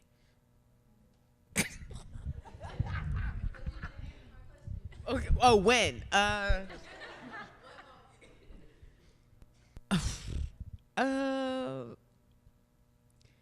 Well, I got fired from Bank of America in 2001. So I had to sink or swim at that point. So probably between 2001 and 2003, I'm sure I was doing all sorts of odd jobs, but probably around 2003 when I hit the television twice in the same year, when I hit the Apollo and 106 in Park, and then that just opened the doors to more financial opportunities. So then I was able to sustain myself financially as a writer, and that's what I was doing to make money. So that's kind of when for me. Yeah, I'm probably still not sustained just yet. It's coming. It's coming. But I wrote a poem when I was in my MFA program at Chicago State University, and it was Dr. Hakeem Matabuti, the founder and owner of Third World Press. I love him dearly, but he always told us, you'll never get published. That was his mantra. You'll never be published, which I thought was strange. But I had a poem. I wrote a poem on Hurricane Katrina, and it was published in the Stanford Black Arts Quarterly. And for me, that was epic. That was the beginning. And I mean, I had been on the school newspaper, you know, like I've been writing since I could write. But that, for me, that was the turning point for me. I have a different perspective, you know. When I was an undergrad and I used to take creative writing classes, one of my professors would always tell us, you are writers. If you want to be a writer, just call yourself a writer. You're a writer right now. And so I took that and I said, well, then I'm a writer. Do I sustain myself at writing right now? No. But, you know, I still see myself as a writer because I write every day. I write when I can. And every time I get a little publication here and there, I'm like, okay, it's small, but okay. But, you know, can I make a living? No, I'm not even getting paid for that. However, I'm still a writer. So I think if you see yourself as a writer, then you are a writer. And, you know, that'll just build up your confidence, and eventually you'll get to feel like, hey, you know, I got something published, me feels good about it, I guess. And when you feel like it's part of your identity, that's another thing. When you feel like it's part of your identity, so even take out the like financial part of it. When you feel like it's part of your identity, then you've become a writer or whatever, a doctor. That's what I was going to say. If you feel as though you can't live without it, it's like a piece of you. If you stop writing, just like a piece of you is missing, you're a writer. Trust me. There was a hand up back there. I am a mass media arts major, so I'm not an English major, but I love to write and direct, so I visualize a lot of stories. But as a student, I find it kind of hard to be original and keep my identity within my stories when I'm given a prompt, and I feel like just my writing becomes trash because I have to write according to whatever a professor might want me to write to, instead of just telling a story that I might think about or that I might feel in the middle of the night and I just want to write about it. So how do you remain original and keep your identity within your pieces while still writing to a prompt? So what would happen if Mercedes or Coca-Cola hit you up and said, I need you to write a short story or a film or direct something for Mercedes-Benz Dome or for the Hawks or for Coca-Cola or for Home Depot? How would you find your connection to those stories for yourself and then still make them your authentic voice and then still be able to get the points across that they want? So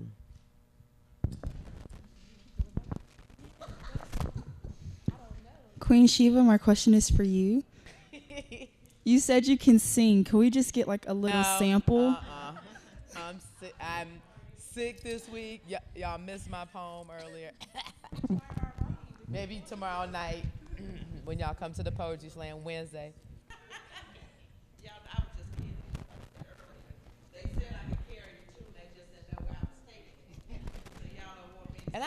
And I sing rock anyway, so you know.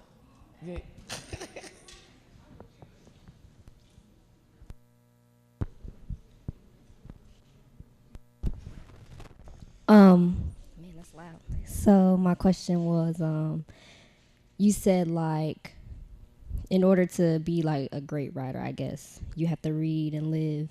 Like, what was your live to writing ratio like? Was it like every time you did something, a new experience, you wrote about it, or was it like kind of like you gathered these new experiences and then put it on paper? Okay. So the ratio is funny. Live 100%, right? I don't know. I mean, I write at 100%, but you know, like just not all the time. So there are days where something will happen and I'll be like, oh, I have got to write about this. I was randomly sitting at a breakfast spot and a guy that I had, blocked walked in, there was only one chair left. I was 20 minutes away from my house, and he literally sat next to me. And he was like, hey, is anybody sitting here? And I turned around like, hey, no. So in my mind, the whole time I'm eating breakfast, I'm just like, oh God, you funny. I have got to write about this, you know? So the living happens like all the time. But it's those stories where you're like, oh yeah, I gotta write this one down. Like I'm gonna publish this one, you know? So I think that you just always live, you know, at 100%. And those things that come back to your memory that, you know, just keep nagging you or you can't really let go, write them down. That struggle with trying to write what you feel is appropriate for class and how you can fit your voice into that. But if you are true to your voice, then the uniqueness will come out in how you respond to it. So just, stay true to you. Don't worry about it being perfect for what the professor or the teacher wants. Like, don't seek to have validation from them. Seek to stay true to yourself. But I think also with the teachers' comments, their comments are there not to change your voice or to give you a new voice, but to help you find your voice, to help you articulate your voice better. I remember we had a writing workshop before, a couple of years ago, with the poet Quincy Troop, and a student said she felt that to revise meant that her stuff wasn't real, it wasn't authentic, right? But all of that helps you to become clear. So when your teachers mark up your stuff, that doesn't mean that it's not valid. It doesn't mean that it is a waste. It's just a way because they are hearing your voice. And part of writing, if it's not writing for yourself, is to write for an audience. And they are your audience. And so they can help you say, your audience isn't getting what it is that you're trying to say. So their efforts then, their comments, their remarks are all about helping you to finesse your voice, to make it clearer to an audience. Because we've all gone places and heard someone say something and we're like, what? That didn't make sense, right? So that's what their purpose is. So it's not, and so a lot of students feel that when they're getting comments, we are changing your voice. It's just trying to make you your voice be clearer.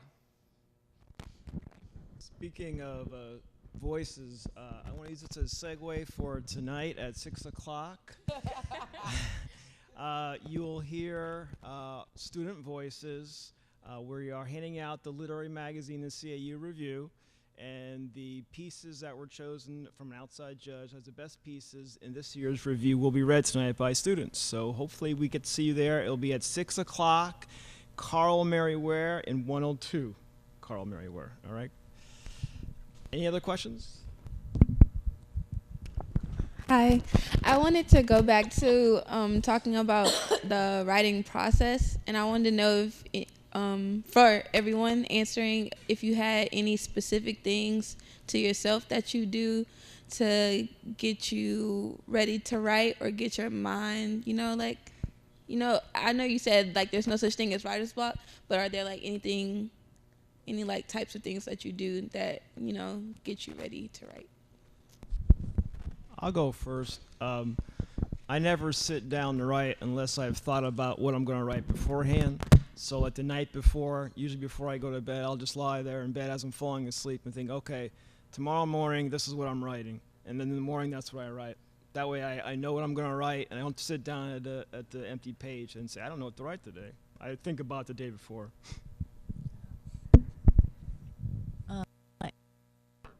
Process in which,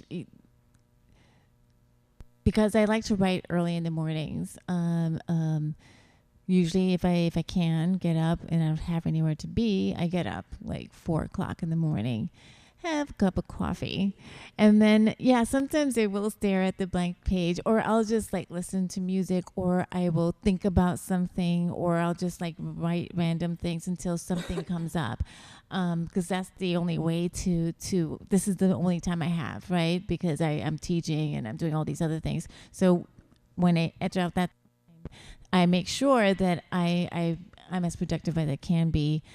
Even if it turns out to be nothing or something that I will work on later, I don't know. I have something on the page. So my writing process is just put something on the page, whatever it may be, and then, work on it every day. Revisit that piece, see what's there. Can I work is there something that I can work with there, or do another brainstorming session if not. And sometimes, I get up in the morning and I'm full of ideas and something, so I'm not just writing like a crazy person. I've got all these great ideas. And then sometimes but I just have to be there to do it, otherwise it won't get done. Right. My most sacred writing moments are, I wish I could get up at 4 a.m. Are usually on the weekends. I'm laying in bed, I open my eyes, I lay there for about 10, 15 minutes, pop my journal open, and I just write until I can't write anymore. And then there are times where it hits me and I got to find the nearest piece of toilet tissue or paper towel or Post-it note, and I just got to get it down and I got to stick it to my agenda or somewhere so that I can recall, what I wrote or where it belongs or, what happened. So yeah, it just happens all the time, but on purpose on those lazy mornings where I got an extra 5-10 minutes to spare. I have a little OCD, so I like zoning. So I prefer like a clean space, maybe something to drink, pop my laptop open. I like to write in the middle of the night. Like I would start at 11, 12. I would go to 4, maybe. But, and then I like to be in a space where there's writing energy. And that could be with other friends. That could be still in my house, but maybe with people around. And that doesn't mean we're speaking or talking to each other or even sharing. That just is, that kind of energy is there. So a clean space is important to me. However, the other side of control is no control at all. And so there are those moments where I need to grab my phone to write something down, or a piece of paper or a sticky note or the back of my hand, or just, tweet it so the world knows it's mine first and whatever, you know what I mean? And then go back to it later. And so there's both sides of my neurotic brain. Yeah. And I have a question for everyone. I was thinking, where do you all get your best inspiration from when it comes to writing? Like, where do you get your inspiration from writing?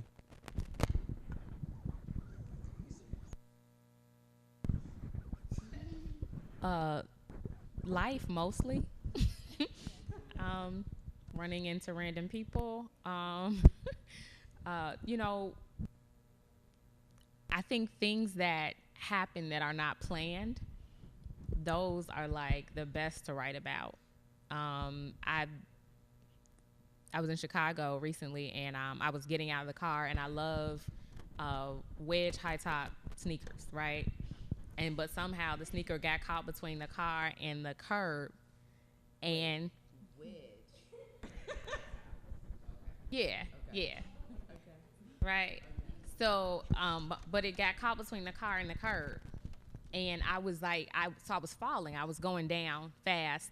But in my mind, it was slow motion. So, I'm like, what is happening? How did you let this happen? What, did you trip? Did you fall? Are you okay? And I'm on my way to the ground, and I get down there, and I stay there for a minute, and I laugh. Meanwhile, my uncle is standing at the door. He's narrating the entire thing to my family because he thinks some random woman fell outside, not knowing, it was me. What was the question? Where do you get your inspiration? Right. So I want to write about that is what I'm saying. So yeah, it's those things that I don't expect, or those things that made me think differently. When I went to see Us, I started a Google Doc and invited people to join so that we could talk about what we thought different things in the movie meant. So just things that make me think, or things that make me think, or things that make me laugh, or make me feel any kind of emotion. Those are my inspirations to write. I don't know about the rest of the writers in the room, but do you ever have like your radar on like all day? You're like beep beep beep beep beep beep beep beep beep beep.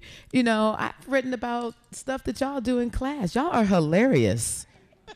Y'all are so funny. And then the stuff that you think you're getting away with is hilarious. I talk about that all the time. Y'all, I have changed your names 4 times and y'all have become stories. So, yes, real life. I tend to make anything a tragedy to triumph, even if it was already a triumph. Like, even if it's already a good thing, somehow I don't know. I always have this dark twist on things, even if it's just for a second, and then just like leave people on the rise. Because I feel like writing should, leave people up, whatever the up is. But I don't know. I don't know. I get my inspiration from everything, all day, everywhere, all the time. Similarly. Yeah. So yeah, we get inspired by the things that make us happy, sad, anything that makes you angry. That's how you unleash. Well, that's how I unleash. I'm angry about something, I start writing. If I'm happy about something, I write that about that as well. Something upsets me, I write about it. That's my inspiration. One of the ways that I get inspired by things that make me feel something. Yeah.